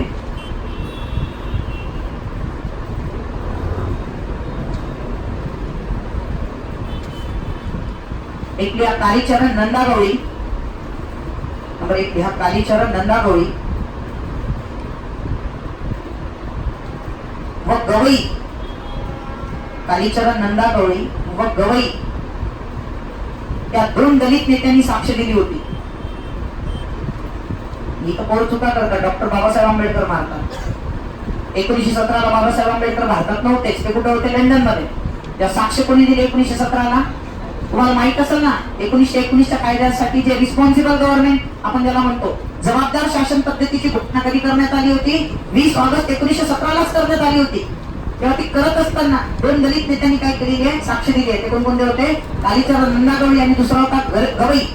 त्या दोघांनी त्या कालखंडामध्ये साक्ष दिलेली आहे. बाबासाहेब होते का तिथं? बाबासाहेब 1918ला भारतामध्ये होते. त्यांनी बॉम्बेला असताना कुठे साक्ष दिलेली आहे? साऊथ बोरो कमिशन समोर. साऊथ बोरो कमिशन लक्षात ठेवा चांगल्या प्रकारे. आता घडामोडी थोड्याशा वेगानं घडायला लागल्या. त्या कालखंडामध्ये बडोद्याच्या गायकवाडाचं ते जे संस्थान आहे 1918ला, ते सोडल्यानंतर बाबासाहेबांवर मुंबईत असताना प्राध्यापक म्हणून काम पाहत असताना दत्तोजी पवार, त्या कालखंडातली गाजलेली पर्सनॅलिटी होती मुंबईमधली, त्यांच्याशी कॉन्टॅक्ट आला. आणि त्यांच्या कॉन्टॅक्ट मधून आता ते कोणाला जाऊन भेटले? कोल्हापूरच्या शाहू महाराजांना. कोणाला जाऊन भेटले? कोल्हापूरच्या शाहू महाराजांना. आणि कोल्हापूरच्या शाहू महाराजांना बाबासाहेबांच्या बद्दल जेव्हा कळालं, त्या बाबासाहेबांना त्यांनी बोलावून घेतलं. बोलवल्यानंतर बाबासाहेबांसोबत डिस्कशन केलं. शाहू महाराजांच्या लक्षात आलं, अरे हे तो बंद आहे, म्हणजे आता गोष्ट आहे की माझं वय संपत आलेलं आहे, पुढची पिढी कोणाच्या तरी हातात सोपत पाहिजे दलित चळवळीसाठी, पण तेवढा स्ट्रॉंग नेता आपल्याकडे नाहीये. आपल्याकडे आहे नेते, पण प्रगल्भता तेवढी नाहीये. आणि भरपूर फळी होती बरं नेत्यांची.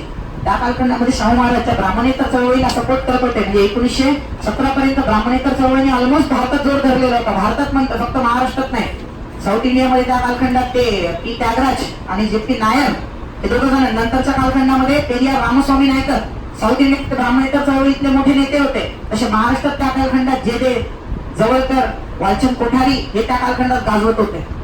पण यांच्याकडे जेवढी मॅच्युरिटी असायला पाहिजे तेवढी मॅच्युरिटी नव्हती. याची जाणीव त्यावेळेस कोणाला राहिलेली आहे? शाहू महाराजांना. शाहू महाराजांनी मानवाला परिषद घेतली. कागल माहित असेल तुम्हाला, दूधगंगा नदी, बरोबर? कागल कोल्हापूर संस्थानामध्ये येते, बरोबर? दूधगंगा नदी शहर आहे, ती जहागीरदारी. त्या जहागीरदारीमध्ये त्या कालखंडात एक मानगाव नावाचं ठिकाण येत होतं. मानगाव, एक मानगाव रायगड मध्ये, मानगाव म्हणजे तालुका आहे जिथं तामिनी घाट आहे. पुणे ते मानगाव पर्यंत तामिनी घाट आहे, बरोबर? माझं कॉलेज पूर्ण तिथं गेलेलं आहे. मानगाव तालुक्यातच माझं कॉलेज होतं इंजिनिअरिंगचं. बीटेक कम्प्लीट केलेलं आहे केमिकल इंजिनिअरिंग मध्ये किंवा केमिकल मध्ये. सो तिथे मानगाव आमच्यासाठी 10 किलोमीटरवर होतं. ते मानगाव नाही. मानगाव कुठलं? कागल जहागीरदारी मधलं. तिथं त्या कालखंडात अस्पृश्यता परिषद भरली होती. म्हणजे ऑल सेकंड लेवलची ती काय होती? बहुजनांची परिषद होती. दलितांची नव्हती, सगळे बहुजन ते एकत्र आलेले होते दख्खन भारतामधले. त्या परिषदेमध्ये शाहू महाराजांनी कोणाकडे बोट दाखवलं? मानपत्र दिलं डॉक्टर बाबासाहेब आंबेडकरांना आणि सर्व दलितांना उद्देशून म्हणे, इथून उद्धार करता आपल्याला भेटलेला आहे. मी ज्या माणसाच्या शोधात होतो तो हिरा मला सापडलेला आहे. इथून पुढे तुम्हाला लाईट दाखवण्याचं काम जे आहे किंवा इथून पुढे तुम्हाला एनलाइट करायचं काम जे आहे ते कोण करते म्हणे? डॉक्टर बाबासाहेब आंबेडकर करते. आणि त्यावेळेस त्यांनी सर्व दलित चळवळीचे सूत्र कोणाकडे सोपवले?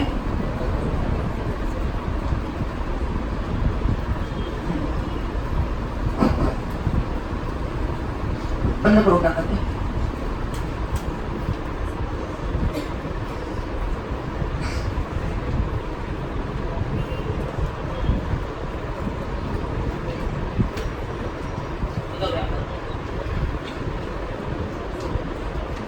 इथपर्यंत लक्षात आलं?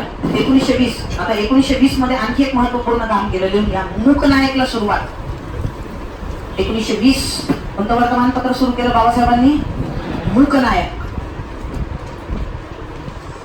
बरं, त्याच्यावर कोणाची हे असायची म्हणजे मला सांगा? त्याच्यावर एक अभंग असायचा. कोणाचा असायचा? कोणाचा? तुकाराम महाराजांचा. घ्या. कोणाचा असायचा त्याच्यामध्ये? तुकाराम महाराज. तुकाराम महाराजांच्या अभंगाने काय व्हायची त्याची सुरुवात? बाबासाहेबांनी तिघांना गुरु मानल्यावर गुणामध्ये एक गौतम बुद्ध, लहानपणी जे किर्लोस्कर म्हटलं होतं, अण्णा किर्लोस्कर, त्यांनी 10वीला असताना बाबासाहेबांना ते पुस्तक गिफ्ट केलं होतं. म्हणजे भारताच्या इतिहासामध्ये आजपर्यंत ज्यांना ज्यांना लहानपणी म्हणजे गौतम बुद्धांचं पुस्तक गिफ्ट करण्यात आलेलं आहे ते व्यक्ती नंतर लय महान बनले. त्यामध्ये महात्मा गांधी एक आहे, महात्मा ज्योतिराव फुले एक आहे, डॉक्टर बाबासाहेब आंबेडकर आहे. तथाकथित 2 महात्मा आणि एक विश्वरत्न म्हणता येईल आपल्याला. सो हे तिन्ही माणसं जे ग्रेटेस्ट आहे त्यांच्या कालखंडामध्ये, तिघांनाही त्यांच्या लहानपणी काकांनी, मामांनी किंवा बाहेरच्या एखाद्या व्यक्तीने काय दिलेलं आहे? गौतम बुद्धांचं. कदाचित तुम्हाला मिळालं असतं तर तुम्ही नाव काढलं असतं. तुमच्याकडे एक कारण आहे, आम्हाला दिलं नाही सर कोणी. तसे आम्ही आमचे सिलेबस वाचून होत नव्हते आमच्याकडून. हे तर लक्षात जे आहे त्याच्यासाठीच मार खायचो आम्ही. तुम्ही कशाबद्दल बोलताय म्हणजे? सो हे त्याच्यामध्ये आहे. सो त्यांना लहानपणी काय केलेलं आहे म्हणजे कदाचित आपण असं म्हणू शकतो की एवढे अत्याचार सहन केले त्यांनी. त्यांना कदाचित असं म्हणता येईल आपल्याला म्हणायला एक मार्ग आहे की म्हणजे त्यांच्या पुढे गौतम बुद्धांचा काय राहिलेला असणार आहे? आदर्श समोर राहिलेला असणार आहे की त्याही माणसांनी अशा जीवनामध्ये भरपूर अन्याय सोसायटीचे सहन केले पण त्यांचा मार्ग त्यांनी कधी सुटलेला नाहीये. त्याला आपण म्हणतो की बाबा एनलाइटमेंट अचीव्ह करायची, जीवनामध्ये बुद्ध बनायचं आहे आपल्याला. बाबासाहेब आंबेडकरांवर त्यांच्या त्या म्हणजे नेहमी सांगतो तुम्हाला, तुम्ही जर कम्पेअर करताय गांधीजी आणि बाबासाहेबांना तर बाबासाहेब हे कायम काय राहिलेले आहे? अहिंसक. गांधीजीने तरी 42 ला म्हणजे अहिंसा सोडली. कदाचित इनडायरेक्टली का होईना हिंसेला प्रोत्साहन दिलेलं आहे की जे करताय ते करू द्या, लोकांना हिंसा करत असतील करू द्या. आता लोकांना मी थांबवणार नाही. बाबासाहेबांनी दलितांना कधीच म्हटलं नाही मी थांबवणार नाही, काय करायचं करून घ्या. त्यांनी त्यांचा मार्ग हा नेहमी अहिंसक नव्हे तर त्याच्याही पुढे एक पाऊल टाकल मी नेहमी कॉन्स्टिट्यूशनल. कॉन्स्टिट्यूशनल म्हणजे संवैधानिक मार्ग हे फार अवघड असते बरं का एखाद्या नेत्यासाठी मेंटेन ठेवणं. Gandhiji was always unconstitutional, Babasaheb was always constitutional. हा दोघांमधला मेजर फरक आहे. मला असं विचारलं होतं म्हणजे युपीएससीच्या इंटरव्ह्यूला, माझी इच्छा असून सांगता आलं नाही मला दोघांमध्ये फरक काय म्हणून. कारण त्याच्यामुळं बाजूलाच गांधीजीचा फोटो होता. आल्या विचारलं तुम्ही याला ओळखता का? म्हणे. म्हटलं हो, हे महात्मा गांधी. म्हणजे ते गांधी दिसत नव्हते, त्यांनी गांधीजीचा हुलिया म्हणजे फक्त गळ्यात पंचा एक होता, एक चष्मा होता आणि टक्कल होती, हातात एक काठी होती आणि तो पंचा असं थोडा पुढे झुकलेला होता म्हणजे गांधीजीचाच फोटो आहे तो. त्यांनी विचारलं गांधीजी आहे, बरं ठीक आहे, मग त्यांनी नंतर गांधीजीबद्दल 1-2 क्वेश्चन विचारले UPSC 2017 मध्ये, आणि नंतर तो प्रश्न विचारला बेसिक डिफरन्स काय होता दोघांमध्ये. मला फार इच्छा होती सांगण्याची की हा होता ते डायरेक्ट गांधीजीला अनकॉन्स्टिट्युशनल म्हणणं ते थोडंसं म्हणजे ते अग्रेसिव्ह झालं सारखं होईल ना, की बाबा मग ते काय होतात, मग ते तुम्हाला आयडेंटिफाय करतात की एका विशिष्ट विचारसरणीने ग्रासलेलं व्यक्तिमत्व आहे. त्यामुळे कसं आहे की ते तुम्ही सांगत असताना फार केअरफुली सांगावं लागतं. म्हणजे एक लक्षात ठेवा, दोघांमध्ये हा बेसिक फरक होता की Gandhiji was always unconstitutional, Babasaheb was always constitutional. म्हणून गांधीजींनी स्वतः कॉन्स्टिट्यूशन लिहिलं नाही बॅरिस्टर असून, बाबासाहेबांना लिहायला संविधान समितीत अख्खं गाव होतं गांधीजी होतं भारतामध्ये. गांधीजी नव्हते, कारण ह्या दोन्ही नेत्यांना माहित होतं, एक म्हणजे तिकडचा जिना आणि इकडं गांधी, ह्या दोन्ही नेत्यांना माहित होतं. त्यांना माहित होतं मिले डेंजर आहे, आपण जर घटना लिहिली तर बरबादच झाला देश म्हणून समजायचं. जिनाला माहित होतं आणि गांधीजीला हे माहित होतं गडबड होऊन जाईल सगळी. कारण जो माणूस जीवनभर ब्रिटिशांसोबत अनकॉन्स्टिट्युशनल वेनी लढला, तो कॉन्स्टिट्यूशन लिहिलं असतं, हास्यास्पद राहिलं असतं. ते हा फरक आहे दोघांमधला. Gandhiji was always, Babasaheb Ambedkar was always constitution. तो कालखंड होता की मूक नायक त्यांनी काय केली, त्या कालखंडात सुरुवात केली. ही का केली मी सांगा नंतर तुम्हाला, त्याची कंटेक्स्ट देणार आहे, महत्वाचं आहे. नायक जे आहे त्याच्यामध्ये तुम्ही लिहा, संपादक म्हणून कोणी कोणी काम केलेलं आहे ते विचारतात परीक्षेमध्ये, लिहा त्याच्यामध्ये. सुरुवातीचे म्हणजे पहिले संपादक कोण होते, त्यांनी सुरू केलं, त्याला फंडिंग कोणी केली, आता कंबाईन क्लास 3 मध्ये विचारलेला प्रश्न आहे. कंबाईन क्लास 3 मध्ये शाहू महाराजांनी फंडिंग कोण केली, शाहू महाराजांनी. द्या फंडिंग शाहू महाराजांनी केली होती.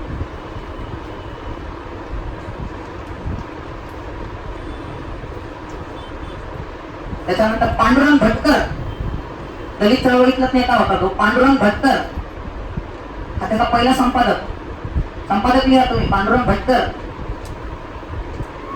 दुसरा लिहा ज्ञानदेव घोलप, ब्रॅकेटमध्ये सत्यशोधक चळवळ. सत्यशोधक चळवळ कशातला होता हा, सत्यशोधक चळवळीतला.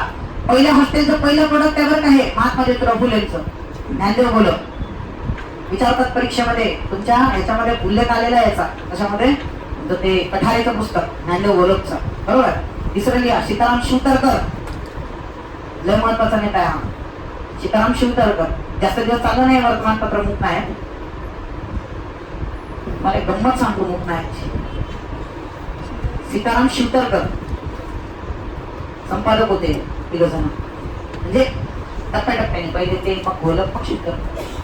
जास्त दिवस चाललं नाही, नंतर बंद पडलंय. आता मूकनायक जे आहे ना, आता त्यांना काय करायचं होतं, मूकनायक जास्तीत जास्त लोकांनी घेतलं पाहिजे. मूकनायक म्हणजे काय, हा जे लोक बोलू शकत नाही त्यांचा हा नायक आहे, त्यांना बोलतं म्हणजे त्यांचा आवाज आहे हा मूकनायक. केसरीकडे गेले होते, जानेवारी महिना होता, नुकतंच सुरू केलं होतं त्यांनी ते जानेवारी महिन्यामध्ये, आणि त्याची ऍड स्त्रीमध्ये संपादक महान व्यक्तिमत्वाकडे होतं. ते महान व्यक्तिमत्व स्वयंघोषित साहित्य सम्राट नचिकेळकर.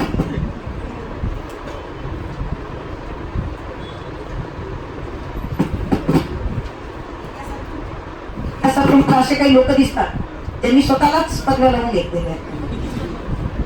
त्याच्यामध्ये सर्वात पहिला होता म्हणजे ह्यांचा सगळ्यांचा पंजोबा म्हणावा लागला आपल्याला, तो म्हणजे तो हा कोणता चिपळूणकर, तुमचा विष्णू शास्त्री, स्वतःलाच शिवाजी म्हणायचा, मराठी भाषेचा शिवाजी, लिखाणच त्या नावाने करायचं.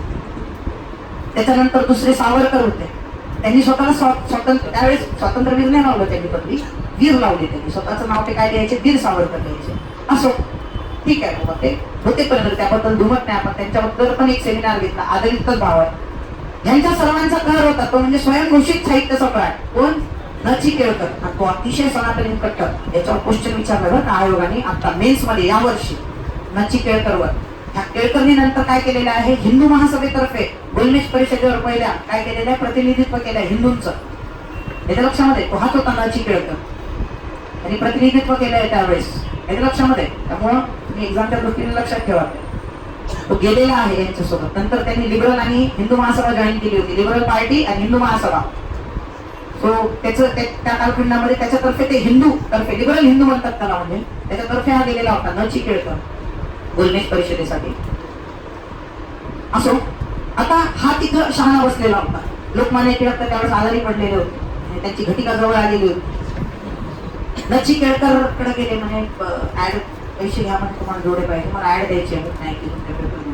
ते म्हणे तुम्ही किती पैसे द्या ऍडच देत नाही म्हणे तुमची. तुमचं न्यूजपेपर काय कोणाचं रिप्रेझेंटेशन करतोय दलितांचं. त्या कालखंडात ऑलमोस्ट 1917 ब्राह्मणेतर ब्राह्मण असे गट पडलेले होते महाराष्ट्राचे. हा ब्राह्मणवाला गट होता आणि तो ब्राह्मणेतर गट आणि ऑटोमॅटिक बाबासाहेबांचं बायफर्केशन चुकून त्याच्यात करण्यात आलं, ब्राह्मणेतर करण्यात आले. त्याच्यामुळे गोष्ट अशी होती बाबासाहेबांना तुमची ऍडच देत नाही पेपरमध्ये. बाबासाहेबांना फार वाईट वाटलं त्या गोष्टीचं. बाबासाहेब शांत बसणाऱ्यापैकी नव्हतं. जेव्हा जेव्हा त्यांना चान्स मिळाला ना शब्दाची धार त्यांनी महात्मा फुलेंसारखी दाखवूनच दिलेली आहे. दुर्दैवाने ज्या दिवशी महात्मा ज्योतिराव फुलेंचा मृत्यू झाला त्या दिवशी केसरीमध्ये अख्ख्या भारतातल्या न्यूजपेपरनी न्यूज दिली इन्क्लुडिंग इंग्लिश आणि ते लंडनमध्ये पण पब्लिश झालं होतं की महाराष्ट्रामध्ये किंवा भारतामध्ये एक समाज सुधारक महात्मा ज्योतिराव फुले यांचं त्या ठिकाणी देहांत झालेलं आहे याची दखल लंडनमध्ये घेण्यात आली. दुर्दैव पूर्ण भारतामध्ये एकच असा न्यूजपेपर होता ज्याने त्याची दखल घेतली नाही, होता केसरी. मराठा, इंग्लिशमध्ये मराठा, मराठी केसरी. बाबासाहेब म्हणे असं आहे का. ज्यावेळी टिळकांचा मृत्यू झाला 1 ऑगस्ट 1920 बाबासाहेबांनी सर्वात खाली कोपऱ्यामध्ये पुण्याचा टिळक गेला एवढंच लिहिलं. न्यूजपेपर का बदला न्यूजपेपर लक्षामध्ये एकच दिलं ते पण काय लिहिलं पुण्याचा टिळक. कुणी ओळखते का भारतामध्ये टिळकांना नाही. माझी ऍड देत नाही का तुम्ही नका देऊ म्हणजे. नंतरच्या कालखंडात या लोकांनी त्याचं संपादन केलं. त्यातून मग काय करण्यात आलं म्हणजे नंतरच्या कालखंडात बोचऱ्या भाषेत सुरुवातीला टीकात्मक प्रखरतेनं काय करण्यात आलं टीका करण्यात आला. तत्कालीन प्रवृत्तीवर समाजामधल्या ते मूकनायक होतं म्हणजे. नंतर शाहू महाराजांच्या लक्षात आलं की पूर्व अर्ध्यातून आलेलं आहे शिक्षण सोडून का आता पैसे नव्हते. मग शाहू महाराजांनी त्यांना ऑफर केलं की तुम्ही एक काम करा म्हणे तुम्ही जा परत आणि तुमचं शिक्षण परत करून या कम्प्लीट. बाबासाहेबांना अफाट आनंद झाला. त्या माणसाला शिक्षणाची गोडीच होती हो. मग त्याला खूप आनंद झाला. त्यांनी लगेच शिष्यवृत्ती घेतली. पुढे चालले गेले परत लंडनला. त्यांचे जे राहिलेले प्रबंध होते MSc DSc परत एक PhD केली जाते तिचा दुसरी PhD. परत एक PhD कम्प्लीट केलेली. आणि ह्यावेळेस मात्र DSc साठी जो प्रबंध सादर केला त्यांनी तो पूर्ण जगामध्ये वंदनीय आहे. म्हणजे प्रॉब्लेम्स ऑफ रुपी. याच्या लक्षामध्ये कोणता होता त्यांचा प्रबंध प्रॉब्लेम ऑफ रुपी हा त्यांनी प्रबंध लिहिला तिथं. त्याच्यामध्ये तो प्रबंध त्यांनी सबमिट केला. आता त्यांचे जे PhD किंवा त्यांना DSc देणारे जे सर होते त्याचं नाव होतं कॅनॉन, प्राध्यापक कॅनॉन. तुम्हाला गंमती सांगतो त्या कालखंडामध्ये पूर्ण जगामध्ये तत्व एकाच माणसाचा होता इकॉनॉमिक्सच्या बाबतीत, जॉन मन्यार्ड केनिस. केनायझन इकॉनॉमिक्स ऐकलं असेल. बिग पुश थेरी रोजेस्टिन रोडांची ऐकली असेल तुम्ही. बिग पुश थेरी कोणाच्या विचारधारेतून प्रवृत्त म्हणजे हे एक चेंबरच होता पूर्ण इकॉनॉमिक्स लोकांचा. ज्यांना 1928ला जी पूर्ण डबघाईस आलेली परिस्थिती आहे त्याचं ऑलरेडी भाकीत केलं होतं 1918ला जेव्हा तुमचा वारसाचा तह झाला होता. त्या वारसाच्या तहामध्ये इंग्लंड तर्फे जॉन मन्यार्ड केनिस गेला होता. केनिसनं सांगितलं होतं की तुम्ही निर्बंध लादू नका जर्मनी, इटली आणि ऑस्ट्रिया हंगेरीवर. त्याचं विभाजन करू नका. ते देश छोटे नाहीये. त्या देशांच्या अख्ख्या जगात वसाहती आहे. पूर्ण जगावर प्रसाद उमटते. पोलीस नाही ऐकला. हसले सगळे त्याच्याकडे कोण जॉन मन्यार्डकर. त्यानं 2 भाकीत केले होते. मंदी येणार म्हणे आणि दुसरं महायुद्ध पेटणार म्हणे. 10 वर्ष खरंच मंदी आली. 1918ला करार झाला आणि 1928ला जागतिक मंदी आणि 1938ला दुसरं महायुद्ध. तंतोतंत अख्ख्या जगात दबदबा होता कोणाचा त्यावेळेस जॉन मन्यार्ड केनिसचा आणि त्याच्यासोबत असणारा हा प्राध्यापक कॅनॉन. त्या कॅनॉनच्या नाकावर टिचून प्रॉब्लेम ऑफ रुपी लिहिला आणि त्याच्यामध्ये त्याची जी संकल्पना मांडलेली होती जॉन मन्यार्ड केनिसने भारतासाठी, तो ब्रिटिश आहे शेवटी, त्याचा ऍटिट्यूड भारताकडे पाहण्याचा कसा असणार आहे म्हणजे तो साम्राज्यवादीच असणार आहे ना. त्यांनी ती जी कन्सेप्ट मांडली होती की भारतामध्ये त्यांनी जे आपले कॉईन असतात म्हणजे गोल्डन कॉईन, गोल्डन करन्सी ज्याला म्हणतो आपण, त्याला टोकन करन्सी वगैरे ज्याला म्हणतो आपण, तर ती त्यांनी एक संकल्पना मांडली होती गोल्ड कॉईन बद्दल. अख्ख्या जगामध्ये त्याचा विरोध प्रॉब्लेम ऑफ रुपीमध्येच तुम्हाला दिसून येतो. त्या कालखंडामध्ये जेव्हा अमेरिकेमध्ये असं झालं होतं की महामंदीला सुरुवात झाली होती, त्याचे पडसाद उमटायला लागले होते 25-26 पासून. ती परिस्थिती सुधारण्यासाठी जसं आता आपल्या भारत देशामध्ये मंदी सदृश्य वातावरण आहे ना, तर आपल्या सरकारने कोणाला बोलवलं मनमोहन सिंगला. माहित आहे ना तुम्हाला, पार्लमेंटरी कमिटीत घेण्यात आलं मनमोहन सिंगला म्हणून. तसं त्या कालखंडामध्ये अमेरिकेने जगातले टॉप मोस्ट ते काय बोलवले इकॉनॉमिस्ट बोलवले. त्या कालखंडात त्यांच्या असे एकेकाचा सल्ला घ्यायला सुरुवात केली. 3-4 लोकांचे सल्ले घेतले आणि त्यावेळेस त्यांना असं वाटलं राष्ट्रपतींना अमेरिकेच्या कम्प्लीट झालंय बाबा आपल्याला जो सल्ला मिळायला पाहिजे मंदीतून बाहेर पडण्यासाठी तो आपल्याला मिळालेला आहे असं म्हटल्यानंतर ते बाहेर आले. उरलेले 5-6 इकॉनॉमिस्ट बसलेले होते. त्यात डॉक्टर बाबासाहेब पण होते. त्यांना सांगण्यात आलं सॉरी जेंटलमॅन, आम्हाला जे पाहिजे आहे ते मिळालेलं आहे. मग मी तुम्हाला सॉरी म्हणतो की आता तुमची काही आवश्यकता नाही सल्ल्याची. सगळ्यांचे हात मिळवत होते. ते म्हटले की I heard about you your problem of rupee doctor म्हणजे भीमराव आंबेडकर तुमच्या बद्दल आम्ही वाचलेलं आहे प्रबंधाबद्दल, पण ठीक आहे पुढल्या वेळेस इकॉनॉमिक्सचा जेव्हा सल्ला घेण्यात येईल तुम्हाला पहिल्यांदा प्रेफरन्स आता असते ना ते म्हणतात, पण ठीक आहे पुढच्या वेळेस तुला चान्स देतो आम्ही. साहेब म्हणे मला काही प्रॉब्लेम नाही आहे म्हणे, मला जो सल्ला द्यायचा होता तो तुमच्यापर्यंत पोहोचला म्हणे, फक्त मला भीती आहे की योग्य प्रकारे पोहोचला की नाही हे मला माहित नाही आहे. ते म्हणे तुम्ही असं का बोलताय, कारण जो सल्ला तुम्हाला देण्यात आले हे माझंच पुस्तक वाचत होते म्हणे बाहेर बसून सगळे. आता ह्यांनी पुस्तक तर पूर्ण वाचलं नाही म्हणे, तुम्हाला सल्ला कसा दिला हे मला माहित नाही. आणि खरंच 1928 ला बंदी आहे ते, तेव्हा त्यांनी लाईट घेतलं बाबासाहेबांना. याच्या लक्षामध्ये तो हा इकॉनॉमिक्स होता, म्हणजे अख्ख्या जगामध्ये त्या तत्वाला विरोध करणारा आणि जगाच्या इकॉनॉमिक्स बद्दल सगळं लिहिणारा, किंवा भारताच्या इकॉनॉमिक्स प्रॉब्लेम ऑफ रुपी बद्दल लिहिणारा, की भारताच्या रुपीचे प्रॉब्लेम काय आहे, त्याच्या रेफरन्सनी जगातल्या करन्सीचे प्रॉब्लेम्स काय आहेत हे लिहिणार त्या कालखंडामधला एकमेव नेता होता. त्याला त्याच्यामध्ये BSc आहे, डॉक्टरेट ऑफ सायन्स त्यांना मिळालेली आहे. म्हटलं ना एकच त्यांचा डाग होता. याच्या लक्षामध्ये त्यांना नेहमी कशातून पाहण्यात आलेला आहे, तरी या फ्रेम मधून पाहण्यात आलेला आहे. याच्या लक्षामध्ये ही एक दुर्दैवाची गोष्ट आहे. म्हणजे नाही तर भारतामध्ये त्या कालखंडात पण असे हिरे होते हे तर आपल्याला आजही माहित नाही, कुठे सिलेबस मध्ये नाहीये, कुठे सांगितलं जात नाही, कोणी बोलत नाही. पोरांना म्हणजे जे आहे चळवळीतले लोक त्यांना ते निळे झेंडे, निळे गुलाल, ठिपके, जिथे गेलं तिथे ध्याने करणे, म्हणजे ह्या गोष्टीतच त्यांना मोठेपणा वाटतं. विचारसरणी कोणी पोहोचवतच नाही. हा तो प्रॉब्लेम्स ऑफ बुद्धी आहे. मला सांगा जेव्हा तुम्हाला जेवढं महत्व कळते त्या गोष्टीचं तुम्ही विसराल का कधी?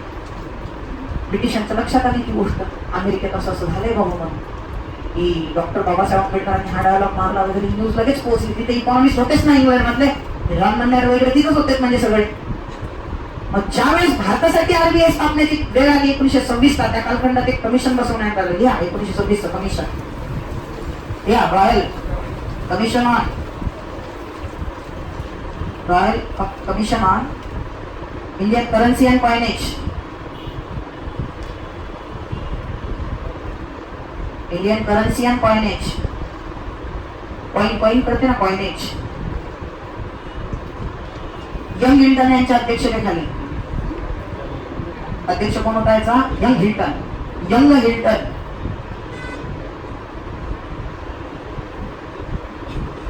या समितीत एकमेव भारतीय डॉक्टर बाबासाहेब आंबेडकर होते. या समितीमध्ये एकमेव भारतीय डॉक्टर बाबासाहेब आंबेडकर होते.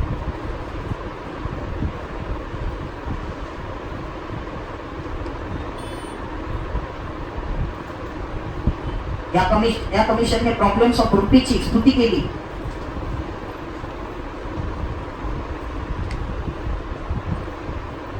बाबासाहेब आंबेडकरांच्या प्रॉब्लेम्स ऑफ रुपीची स्तुती केली व बाबासाहेबांच्या विचारावर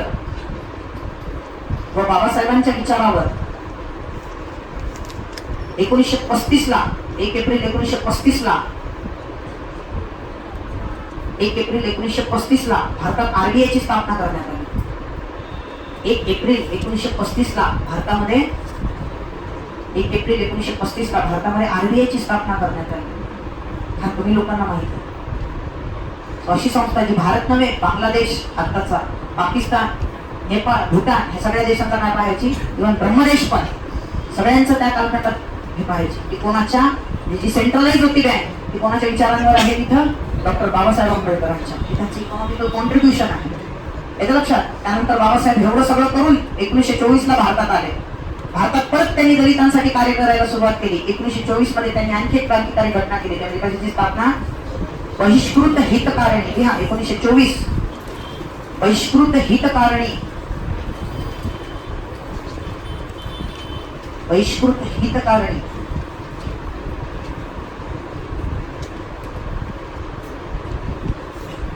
हितकारणी ची स्थापना. कार्यवाहक त्याच्यामध्ये लिहा सीताराम शिवतरकर.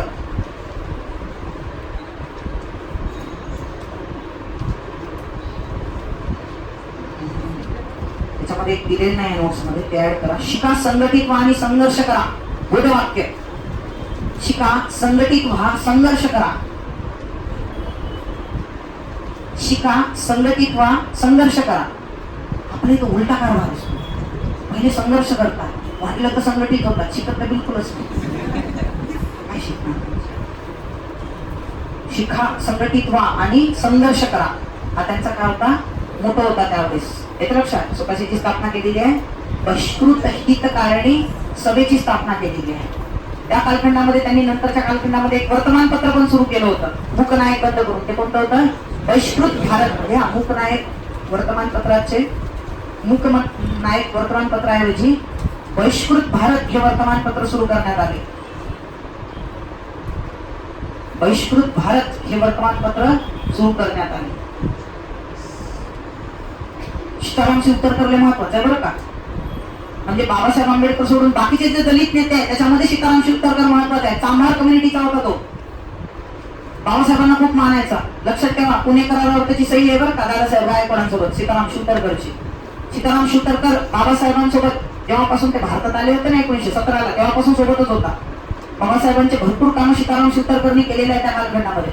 सीताराम शिवतरकर ही अतिशय महत्वाची पर्सनॅलिटी आहे, दलित पर्सनॅलिटी. एक्झाम मध्ये तुम्हाला विचारू शकता. त्याच्यानंतर यांचं सर्वात महत्वाचं कार्य आपल्या अकोल्यामध्ये आहे सीताराम शिवतरकरांचं. अकोल्यामध्ये चांभार चर्मकार म्हणतो ना आपण, चर्मकार असोसिएशन, त्याचे ते अध्यक्ष होते अकोल्याचे. आपली इथे एक कापूस तळणी माहिती आहे तुम्हाला, गाव आहे आपल्या अमरावतीमध्ये कापूस तळणी. तिथे पण त्यांनी सभा घेतलेली आहे. तिथे पण त्यांनी त्या चांभार कम्युनिटीचं काम केलेलं आहे. चर्म उद्योग विदर्भात त्यांचं महत्वाचं कार्य आहे शिवतरकरांचं. जी बाबासाहेबांची दलित चळवळ आहे ती विदर्भात पसरवण्याचं काम त्यांनी केलेलं आहे त्या कालखंडात. शिवतरकरांना फक्त एकच गोष्ट नाही आवडली बाबासाहेबांची, धर्मांतराची. ज्या दिवशी बाबासाहेबांनी 1936ला येवल्याच्या परिषदेमध्ये बरोबर धर्मांतराची धर्मांतराबद्दल बोलून दाखवलं की मी हिंदू धर्मात जन्माला आलो पण हिंदू धर्मात मरणार नाही, त्याच्यामुळे बाबासाहेबांनी बोलले. त्यावेळेस शिवतरकरांनी बाबासाहेबांची साथ सोडली. नंतर ते असं झालं होतं की होते आंबेडकरी चळवळीतलेच, दलितांसाठीच लढायचे, पण नंतर ते आगे शेड्यूल कास्ट फेडरेशन लढायला लागले. म्हणजे शेड्यूल कास्ट फेडरेशनचे नंतर त्यांनी मेंबर पण पाडले निवडणुकीमध्ये, स्वतः निवडून गेलेले आहेत. बाबासाहेबांची ती एक गोष्ट आवडली नाही सीताराम शिवतरकरांना, कोणती? धर्मांतर करण्याची. एका लक्षामध्ये म्हणून दोघांचं खटकलं तिथं शिवतरकरांचं. अदरवाईज शिवतरकर नेहमी बाबासाहेबांसोबत सगळ्या सत्याग्रहांमध्ये होते, आराम मंदिर पासून सगळे. आता यामध्ये एक अतिशय महत्वाचा मोमेंट आहे जो मॅक्झिमम बुक मध्ये देत नाही, मला माहित नाही. हा आपल्या विदर्भावर अन्याय असं म्हणावं लागेल. म्हणजे बाबासाहेबांच्या जीवनातील पहिला सत्याग्रह अंबादेवी मंदिर सत्याग्रह. लक्षात ठेवा कोणता आहे? अंबादेवी मंदिर सत्याग्रह. त्यांना इन्व्हाइट करणारी तेवढीच मोठी पर्सनॅलिटी होती अमरावतीमधली, पंजाबराव देशमुख. त्या कालखंडात अमरावतीचे रत्न किंवा विदर्भाचे रत्न त्या कालखंडात कोण? पंजाबराव देशमुख. यंग आणि डायनामिक, दलितांच्या हक्कासाठी लढणारा, वसतिगृह सुरू करणारा व्यक्ती पंजाबराव देशमुख. ऐका लक्षामध्ये, कर्तृत्व जरी मराठा समाजातलं असलं तरी दलितांबद्दल प्रचंड त्यांच्या मनामध्ये आशा होती. तेव्हा त्यांनी काय केलेलं आहे? अंबादेवी मंदिर सत्याग्रह. अंबादेवीचं मंदिर कसं सत्याग्रह करण्यासाठी कोणाला इन्व्हाइट केलं, पाचारण केलं? डॉक्टर बाबासाहेब आंबेडकरांना. आणि बाबासाहेब आंबेडकरांनी इथे कोणता सत्याग्रह केलेला आहे? अंबादेवी मंदिर सत्याग्रह. अंबादेवी फार जुनं मंदिर आहे बरं का. जेव्हा शिवाजी महाराजांचं राज्याभिषेक होता तेव्हा पहिलं लेटर अमरावतीला आलेलं आहे, नंतर तुळजाभवानी आणि नंतर रेणुका देवी. महालक्ष्मी माहित असेल ना तुम्हाला, कोल्हापूरची. तुळजाभवानी आराध्य दैवत, पहिलं लेटर इथं आलेलं आहे. कुठं? अंबादेवीला. म्हणजे तुम्ही माझ्या राज्याभिषेकाला या, नॉमिनेशन त्यांच्यासाठी तिथं पाठवलेलं आहे. तर त्या मंदिरामध्ये दलितांना काय नव्हता? प्रवेश नव्हता. याच्या लक्षामध्ये त्या दलितांना प्रवेश मिळवून देण्यासाठी इथं सत्याग्रह कोणी केलेला आहे? डॉक्टर बाबासाहेब आंबेडकरांनी. त्याच्या लक्षामध्ये एक चिंचेचं झाड आहे, त्याच्या खाली पुतळा आहे बाबासाहेबांचा, तिथं बसले होते बाबासाहेब सत्याग्रहासाठी. तिथं दलितांना प्रवेश मिळवण्यासाठी पंजाबराव देशमुखांना सोबत घेऊन त्यांनी काय केलेला आहे? सत्याग्रह केला. तो पहिला सत्याग्रह त्यांचा. याच्या लक्षामध्ये नंतर अतिशय महत्वाचं ते म्हणजे 1927चा 20 मार्च, तो म्हणजे कोणता? महाड सत्याग्रह. त्याच्याबद्दल बोलू आपण, महाड सत्याग्रहाबद्दल.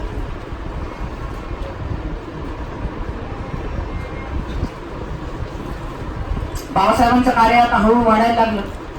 त्या कालखंडात ऑलरेडी दलित चळवळीचे 2 शकलं पडलेली होती. एक आंबेडकरी चळवळ सुरू झालेली होती आणि दुसरी एक चळवळ होती ज्याच्यामध्ये ब्राह्मण आणि ब्राह्मणेतर मध्ये काय झालेला होता? आपला वर्ग विभागला होता. पण फुटीरतावादी विचारसरणी असेल तर तुमचा समाज नेहमी डिवाइड होत जातो. ब्राह्मणेतर पक्ष पडला ज्याच्यामध्ये ब्राह्मण हे समाजासाठी कलंक आहेत किंवा ब्राह्मणच चुकीचे आहेत मुळात असं सांगून ब्राह्मणांवर टीका करण्यात आली आणि ब्राह्मणाने समाजाच्या बाहेर काढून टाकलं पाहिजे अशी विचारसरणी घेऊन नॉन ब्राह्मणेतर, त्याला काय म्हणू शकतो आपण? ब्राह्मणेतर पक्ष, नॉन ब्राह्मणिकल, हे पुढे यायला लागलेले होते. ते सतत धारदार भाषेमध्ये टीका करायचे. त्याच्यामध्ये गाजलेलं पुस्तक जवळकरांचं, जवळकर फार बेकार होता लिहिण्याच्या बाबतीत. त्याच्या लिहिण्याला म्हणजे हेच नव्हतं, कुठून रेफरन्स आणायचा देव जाणे. म्हणजे त्यांनी अख्खे जेवढे ब्राह्मणांचे महान लोक होते, म्हणजे फॉर एक्झाम्पल सांगतो तुम्हाला, कलाकार होता तो. मी ते पुस्तक जे आहे ना ते दुसरं म्हणजे पॉरम बुक असल्यासारखं आहे. म्हणजे कुलकर्णी लीलामृत, कुलकर्णी लोक कशा प्रकारे महिलांचं शोषण करायचे त्याचं लीलामृत या टाईप मध्ये त्यांनी पुस्तक लिहिलं. देशाचे दुश्मन एक पुस्तक लिहिलं होतं त्यांनी. प्रणय प्रभाव नावाचं पुस्तक लिहिलं होतं की कशा प्रकारे, आता फॉर एक्झाम्पल पहा मला सांगतो, चुकीचं आहे बरं का, जे मी बोलतोय ना ते चुकीचं आहे, त्या पुस्तकाचा रेफरन्स देतो मी, असं काही नाहीये. ते असं करतात, भारतातील लोकांना असं करण्याची सवयच आहे, चांगल्या माणसाला बदनाम करण्याची. बाजीराव पहिला मत पराक्रमी होता, बरोबर आहे, पण बाजीराव पहिल्याचे वडील जे होते बाळाजी विश्वनाथ यांचे लय वांदे होते, राहण्याचे पण वांदे होते, कारण ते श्रीवर डिस्प्लेस झाले होते. त्यांच्या कुटुंबावर अंजनवेल आणि गोळकोट त्यांनी काय केले होते, अत्याचार केले होते, त्याच्यामुळे ते रिप्लेस झाले होते पुण्यामध्ये. पुण्यामध्ये राहायला यांच्याकडे घर नव्हतं. त्या कालखंडात धनाजी गावच्या घरी लोक राहायचे. ह्या पठ्याला काय लिहून ठेवले त्याच्यामध्ये प्रणय प्रभावामध्ये की बाजीराव पहिला हा एवढा पराक्रमी काय, तो धनाजी गावचा अपत्य होता. म्हणजे ब्राह्मण धर्मात कोणी महान पण नसलं पाहिजे, असलं तर मग कोणतं, मग मराठा समाज होतं. म्हणून ह्या चळवळीचे आणखी दोन शकले पडले, मराठा आणि मराठे. त्याच्या लक्षामध्ये त्याच्यात एक दलितांचा गट वेगळा पडला. म्हणजे मुळातच तुम्ही फुटीरतावादी असणार, तुमचं हेच होणार. देशाचे दुश्मन पुस्तक लिहिलं, त्यामध्ये सणापून टीका करण्यात आलेली होती, टिळक कशा प्रकारचे आहे, काय केले त्यांनी वगैरे वगैरे काही काही इथलं मध्ये. म्हणून टिळकांचे जे अनुयायी होते ज्यांना नंतर लिबरल म्हणण्यात आलं, त्यांनी याच्यावर केस ठोकली. ती केस ऑलमोस्ट प्रूव्ह होणार, ते जाणार होता अंदर 5-6 वर्षासाठी डिफेमेशन. त्या कालखंडामध्ये जे ते जवळकरची केस घ्यायला कोणी ते लिहिणार जे ते पण होता. जवळकराचं जरी दिनकराव जवळकराचं असतं तरी केशवराव जे ते पण होते, दोन्ही जे ते डेंजर होते भाऊ, म्हणजे जवळकर आणि जे ते बंदूक घासलेले होते त्या कालखंडात. त्यांनी तिचं लिखाण केलेलं होतं. म्हणजे शिवाय ते सगळे मिळून द्यायचे घ्यायचे त्याच्यामध्ये. मग केस पडली, जाणार होते अंदर हे. तर त्या कालखंडामध्ये देशाच्या दुश्मनची केस कोणीच घ्यायला तयार नव्हतं, बाबासाहेबांनी किरकोळ सुटका केली, म्हणजे ऐन पण नाही बसू दिला. बाबासाहेब तेवढे हुशार होते, त्यांना सोडवलं. पण मला दुःख या गोष्टीचं वाटते, तेव्हा बाबासाहेब आंबेडकरांना गरज होती महासत्याग्रहात त्या दोघांची, जेधे आणि जवळकरांची. बाबासाहेबांनी घेऊन जा तुम्ही. जेधे आणि जवळकर ते ब्राह्मणेतर. बाबासाहेबांना म्हणे तुमच्या सोबत जे आहेत ना म्हणे चित्रेन सहस्त्रबुद्धे, त्यांना पहिले हाकला म्हणे तुम्ही, ते ब्राह्मण आहे, आम्ही ब्राह्मणेतर, आम्हाला ॲलर्जीच आहे म्हणे या लोकांची, त्यांना जर हाकलेत असाल तर येतो, नाही तर आम्ही येत नाही. बाबासाहेबांनी येऊ नका, मी सोडणार, मला जे पटते, माझी जी विचारसरणी आहे ती विचारसरणी आहे. बाबासाहेब लक्षात ठेवा, कधीही ब्राह्मण व्यक्तींच्या विरोधात होते का? नाही. त्यांचं म्हणणं काय होतं, ही विचारसरणी चुकीची आहे. आणि तुम्हाला आजही दलितांमध्ये ब्राह्मणिझम पाहायला मिळतो. तसं ब्राह्मणिझम असायचं ना, आमचा समाज, आमचेच लोक तेच केले पाहिजे, आज दलितांमध्ये तेच पाहायला भेटते तुम्हाला. IAS झालेल्या शेड्यूल कास्ट कम्युनिटीचा माणसाचाच मुलगा IAS होतो. आज पहा तुम्ही जाऊन एखाद्या वेळेस चौकशीत करा त्या प्रबोधनीमध्ये वगैरे वगैरे, तुझे बाबा काय होते रे, तो 100% सांगतो डेप्टी कलेक्टर नाही तर IPS होते. तुम्हाला सगळे शेड्यूल ट्राईब्स मध्ये मीना कम्युनिटीचेच लोक दिसतात. म्हणजे मला डाऊट आहे ती शेड्यूल ट्राईब्स आहे की नाही. अमृत मीना आहे माहित असेल तुम्हाला, मीना कम्युनिटी दुसऱ्यांना यूज देत नाही पुढे. सर्वात मोठा ब्राह्मणिझम तर आज दलित समाजामध्ये. बाबासाहेब त्या ब्राह्मणिझमच्या विरुद्ध होते. शक्ती प्रदर्शन, गणपती उत्सव वाजवायचं, बरोबर काय डीजे वाजवायचं त्या गणपती समोर. आता तेच करतात ना दलित चळवळीतले लोक, अभ्यास कमी करतात, ध्यान जास्त घालतात. म्हणजे तो घातले पाहिजे त्याबद्दल दुमत नाही, पण दुसऱ्याला त्रास द्याय बाबासाहेबांनी सांगितलेलं आहे का? बिलकुलच नाही. एक बरोबर 56 देतात. ही काय विचारसरणी आहे का आंबेडकरी? म्हणजे एका माणसाने 56, अरे हो बाबा कौतुक आहे, मान्य आहे, पराक्रम गाजवले, म्हणजे भारत जिंकला ह्या गोष्टीमध्ये मलाही कौतुक आहे, पण तुम्ही पाकिस्तान हरला का सांगताय? It is a negative tendency ना. त्याच्यामुळे तुम्ही पुढे जाणार आहे की मागे ओढल्या जाणार आहे, हा कोणता स्वाभिमान आहे? दुराभिमान आहे. त्यामुळे चळवळ ओढल्या स्वाभिमान, त्याला म्हणतात ब्राह्मणिझम. दलित कम्युनिटी तो वाढत चाललाय. मला एक सोल्युशन सांगितलं होतं अमर्त्य सेननी, त्याच्या आई वडिलांनी आरक्षण घेतलं, त्याच्या लेकरांना आरक्षणच देऊ नका, त्याच्या नातवाला भेटलं आरक्षण. बेस्ट सोल्युशन होतं ना, होतं बरं का माणसाला दिलं. कारण तुम्ही ऑब्झर्व करा, तुम्ही आता पब्लिक सर्व्हिसेसचा अभ्यास करताय, जे दलित वर्ग पुढे गेलेला आहे, अपेक्षित हे होतं की त्या वर्गाने काय केलं पाहिजे दुसऱ्या कम्युनिटीला. आज असे कितीतरी हे सांगतो, म्हणजे दुर्दैवाने भंगीत समाज, मातंग समाज, मांग समाज, वडार समाज गेलाच नाही पुढे, आणखी तिथंच आहे. सगळे आरक्षण कोण घेत आहेत? महार कम्युनिटी आणि सांभार कम्युनिटी. दुसरे तुम्हाला दिसत बघा SC कॅटेगरी मधून लागणारे. दुर्दैवाची गोष्ट आहे का? इट इज अ ब्राह्मणिझम इन दलित. म्हणजे दुसऱ्यावर टीका किंवा दुसऱ्यावर बोट टाकणं फार सोपं असते. हे आपल्यामध्ये रुदत चाललेलं आहे, हे जाणवलंच नाही म्हणजे चळवळीला. आजचा तो मोठा प्रॉब्लेम आहे. हे तर लक्षामध्ये, ब्राह्मणांच्या विरुद्ध बाबासाहेब नव्हतेच. आज जर बाबासाहेबांना लढायला सांगितलं असतं ना, हे जे ते प्रस्थापित आहे IAS IPS बाबासाहेब त्यांच्या विरुद्ध लढले असते. त्यांचेच लेकर कसं काय IPS होतात. माझे बाकीचे बांधव मागं जाऊन राहून चाललेले आहेत. त्यांनी कम्युनिटीलाच पहिला साफ करण्यासाठी वेळ गेला असता बाबासाहेबांचा. हा तुम्हाला अजेंडा पाहायला मिळतो. म्हणजे येत्या लक्षामध्ये कळते तुम्हाला. हा फरक आहे त्याच्यामध्ये. आणि या लोकांमुळे चळवळ बदनाम व्हायली, बदनाम व्हायला. जे आरक्षण गरज नसताना आरक्षण घेतात, मग लोक बाकीचे बोट दाखवतात. त्यांना गरज नाही, एकच काय तिथं जाऊन बसते परत परत. म्हणजे हे आज तुम्ही पहा, हे आहे. आपण पाहिल्यानंतर आपल्याला वाटेल की यार हे काय, म्हणजे सर असं का बोलतात. म्हणजे it is a reality of society. हे वाटत जरी तुम्हाला परखड असलं सरांचं बोलणं, तर ही रियालिटी आजच्या समाजाची. बाबासाहेब कधीच ब्राह्मणांच्या विरुद्ध नव्हते, ते ब्राह्मणिझमच्या विरुद्ध होते. ब्राह्मणांमध्येच ब्राह्मणिझम असतो हे चुकीचं आहे, हे दुसऱ्या कम्युनिटीमध्ये पण असतो. अहो जे लोक IAS झाले ना, ते बोलवत नाही कम्युनिटीच्या गरीब लोकांना. का? कारण आम्ही आता वेगळे झालो त्यांच्यापेक्षा. ते गरीब लोक आहे गावातले, ते असतील दलित, आम्ही नाही. आम्ही दलितांमध्ये समर्थन झालेलो आहे. त्यांना आता ते विटाळ होतं. म्हणजे ते घरी बोलवत नाही. दलितांनाच दलितांची लाज वाटते सोबत जायला. हा तुम्हाला ट्रेंड दिसतोय सध्या. सो बाबासाहेब याच्या विरुद्ध होते. याला म्हणतात ब्राह्मणिझम. म्हणून बाबासाहेबांनी बिलकुल नाही, मी माझ्या सहकार्यांना सोडणार म्हणून दरवर्षी क्वेश्चन विचारतात परीक्षा की बाबासाहेबांचे अनुयायी कोण होते किंवा सहकारी कोण होते. आणि त्यात नाव देतात चित्रे सहस्त्रबुद्धे. पोरं काय मारतात, तांबडे गायकवाड मारतात. आडनाव पाहून उत्तर मारतात. आणि आयोगाला तेच अपेक्षित असते आणि हेच मारलं पाहिजे उत्तर. लक्षात ठेवा, सहकारी कोण होते द्या तिथं. चित्रे आणि सहस्त्रबुद्धे त्यावर ते सहकारी होते. बाबासाहेबांचे 2 जण. बाबासाहेबांची दुसरी बायको माई ब्राह्मण होती. त्याच्या लक्षामध्ये चित्रे आणि सहस्त्रबुद्धे. चौदार तळे कुठे? हे महाडमध्ये आहे, बरोबर. महाडमधलं एक तळ आहे. त्या तळ्यावर त्यावेळेस काय होतं, अस्पृश्यांना पाणी पिण्यास बंदी घालण्यात आली होती. बाबासाहेबांना हे कळालं. बाबासाहेबांना हे कळाल्यानंतर बाबासाहेबांनी ठरवलं की नाही, आता दलित चळवळीमधलं एक मोठी गोष्ट करण्याची वेळ आलेली आहे. मला आजही त्या गोष्टीचं दुःख वाटते की भारताच्या पूर्ण इतिहासातली एक क्रांतिकारी घटना आहे. त्यावेळेस भारताचा कुठलाच न्यूजपेपर याची दखल घ्यायला तयार नव्हता. मग गांधीच्या मागे सगळे न्यूजपेपरवाले पळायचे. गांधीजीने को म्हटलं खोकले जरी पेपर द्यायचं. गांधीजी आज खोकले तर पेपरवर नाही वाटते. अख्खा आज तसंच आहे ना मीडियाचं. साहेबांनी आंबा खाल्ला की नाही, त्याच्यानंतर राहुल गांधीने हे केलं. कन्हैया कुमार असा बोलला, इतकं शेतकरी मरतायत, इकडं शेतकऱ्यांवर लाठीचार्ज होतोय, तिकडे आदिवासी मोर्चे काढतायत. त्या ठाण्यामधले कोणी कव्हरेज देते का त्याचं? दिल्लीवर एक मला मोर्चा निघाला होता शेतकरी. एकही न्यूज चॅनलने त्याची दखल घेतली नाही, बहुधा न्यूज दिली नाही. आजची मीडिया आणि तेव्हाची मीडिया तेव्हाही भंगार होती, आजही भंगार आहे. त्याच्यात काही अपेक्षा ठेवूच शकत नाही. म्हणजे त्याच्यापासून आपण कोणीही याची दखल घेतली. म्हणून बाबासाहेबांनी ते दुःखी होऊन वर्तमानपत्र सुरू केलेले आहे की आपली दखल कोणीच घ्यायला तयार नाही भारतामध्ये. आपण एवढ्या महत्वाच्या घटना घडामोडी करतो त्यावेळेस कोणी त्याची दखल घेतली नाही. महाड सत्याग्रह बाबासाहेबांनी मोजके अनुयायी सोबत घेतले. ह्या दोघांना बोलवलं होतं. जवळकर जयंतीने आले नाही, दोघे जण आलाय. जेव्हा त्यांची केस लढायची होती बरोबर बोलवलं, फक्त करून घेतली. बाबासाहेबांनी पैसे घेतले नाही त्यांच्याकडून. जेव्हा त्यांना बोलवलं इथं त्यांना म्हणे ब्राह्मण रिप्लेस करा तिथले, 2 नाही पाहिजे चित्रे सहस्त्रबुद्धे. बाबासाहेबांनी दोघांना नाही, येऊ नका म्हणे, तिथेच राहा, नंतर पाहतो म्हणे तुम्हाला कसं असतं. आज केस लढवली तुमची, वाचवलं, वकील आहे शेवटी मी, तो येणारच आहे परत पट्ट्यावर. नंतर आले बरं कधी, नंतर आले जेव्हा डिसेंबर महिन्यात होतं मनुस्मृतीचा दहन, सगळ्यात पुढे उभे होते दोघे एकदम. म्हणजे बाबासाहेब पण डेंजर होते. चित्रण सत्यबुद्धीला जायला लावली मनुस्मृती, या दोघांना नाही बोलवलं. या जणांना कट्टर होते त्या बाबतीमध्ये.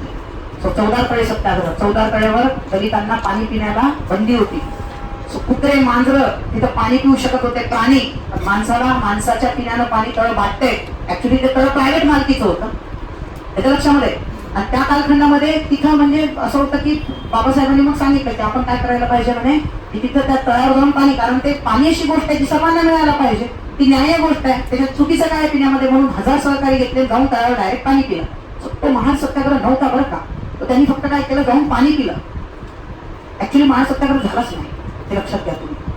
जसं आहे ना प्लासीचं तर झालंच नव्हतं. So non battle of Plassey होतं ते काय होतं, नॉन बॅटल ऑफ प्लासी. तसं इथे जर नॉन सत्याग्रह ऑफ महाड होत आहे. बाबासाहेबांनी पहिल्यांदा गेले, 1000 लोक सोबत घेतले, पाणी पिलं. हे जेव्हा कळालं महाडमधल्या तथाकथित सनातनी लोकांना, त्यांनी अख्खा महाडवाडा बळवून काढला. म्हणजे इथं लहान लेकरं सोडले नाही, बायका सोडल्या नाही, सगळ्यांना पकडलं. बाबासाहेबांनी ह्या गोष्टीची दखल घेतली. ती म्हणे आता अखिल भारतीय स्तरीवर करायचं. तेव्हा तिथं स्पेसिफिक तिथलेच लोक बोलवले म्हणे मी, आता अख्ख्या भारतात लेटर पाठवले, सगळ्या दलितांनी काय करा तिथं जमा. कारण एक सत्याग्रह ऑलरेडी दक्षिण भारतामध्ये झालेला होता आणि तो लय गाजला होता. म्हणजे दलितांचा सत्याग्रह दक्षिण भारतातला कुठला तो, ते वायनाड नावाचं ठिकाण आहे केरळमधलं, त्रावणकोर मध्ये वायक्कोम मंदिर सत्याग्रह. शिवजीचं मंदिर होतं म्हणजे वायक्कोम. अख्ख्या भारतात गाजला होता. त्यात आपले गांधीजी पण इन्व्हॉल्व होते, त्यांनीच मागं घ्यायला लावला तो मंदिर सत्याग्रह गाजला होता. बाबासाहेबांची अशी अपेक्षा होती की पूर्ण भारतातले लोक काय होतील, वाईकोट सारखे पुढे जमा होतील महाडमध्ये. कलेक्टरने एक फतवा काढला की दलितांना पाणी पिता येणार का, तर ते प्रायव्हेट तळ आहे आणि ते प्रायव्हेट असल्यामुळे कोणाला पिऊ द्यायचं नाही पिऊ द्यायचं हा कोणाचा प्रश्न आहे, पूर्णपणे त्या मालकाचा आहे म्हणे. आणि बाबासाहेबांना लेटर पाठवण्यात आलं की तुम्ही पाणी नाही पिऊ शकत. बाबासाहेबांनी कायदा कधीच हातात घेतला नाही. न्यायालयाचे आदेश त्यांनी धुडकावून लावले का नाही, पण त्यांचं ठरलं होतं डिसेंबर महिन्यामध्ये की आपल्याला करायचंच आहे महाड सत्याग्रह. पण डिसेंबर महिन्यात एका लक्षात आलं की नाही, कलेक्टर मागं घ्यायला तयार नाहीये, त्याची मर्जी. तो माणूस म्हणत होता बिलकुल महाड नेऊच देणार नाही मी इथं. त्याच्यामुळे बाबासाहेबांनी त्याच्यावेळी दुसरं सत्याग्रह केलं, ते म्हणजे कोणता, 26 डिसेंबर 26 डिसेंबर. तिकडं मद्रास अधिवेशन चालू होतं काँग्रेस, इकडं म्हणजे इथं महाडमध्ये आलेल्या लोकांना त्यांनी आल्यानंतर मग एक क्रांतिकारी घटना केली, ते म्हणजे कोणती, मनुस्मृतीचे दहन. 26 डिसेंबर 26 डिसेंबर 1927 आणि 20 मार्चचा काय होता आपला महाड सत्याग्रह होता. मनुस्मृतीचं दहन बाबासाहेबांनी नाही केलं बरं का, कोणाच्या हस्ते करून घेतलं. सर्व जे वर्ण सिस्टीम आहे, अस्पृश्यता आहे, त्याचा आधार कशात आहे म्हणे, त्याचा आधार कशात आहे म्हणे, मनुस्मृतीमध्ये. म्हणून या मनूच्या विचारांना मी काय लावतोय म्हणे, आग लावतोय. म्हणून त्यातलं एक एक पेज म्हणजे असं म्हणून दाखवायचे चित्र आणि शस्त्रबुद्धे आणि बाबासाहेब एक्सप्लेन करून सांगायचे हे चुकीचं आहे म्हणून. बाबासाहेबांची फार कमांड होती बरं का संस्कृतमध्ये. बाबासाहेबांना सगळे श्लोक वगैरे तुम्हाला तुमच्या माहितीचं सगळे पाठ होते, म्हणजे फार जबरदस्त त्या बाबतीत कमांड राहिलेली आहे. तर त्या कालखंडात त्यांनी एकाच श्लोकाचा अर्थ समजावून सांगितला, कशा प्रकारे चुकीचं आहे ते पटवून दिलं लोकांना. आणि मनुस्मृतीचं काय केलं, दहन केलं. आणि महाड तळ्यावर जे 1000 माणसं पाणी पिले होते तोच महाड सत्याग्रह समजला जातो. इतिहासातली मग याच्यामुळे काय झालं, दलितांना त्यांचे हक्क मिळाले का, कॉन्फिडन्स वाढला. दलितांना काय वाटलेलं आहे याच्यामुळे, या घटनेमुळे काय वाटलेलं आहे, कॉन्फिडन्स वाढलेला आहे. येतं लक्षामध्ये, कळालं तुम्हाला इथपर्यंत. Okay done. आपण इथंच थांबू, बाकीचा पोर्शन आपण पुढच्या लेक्चरमध्ये पाहू.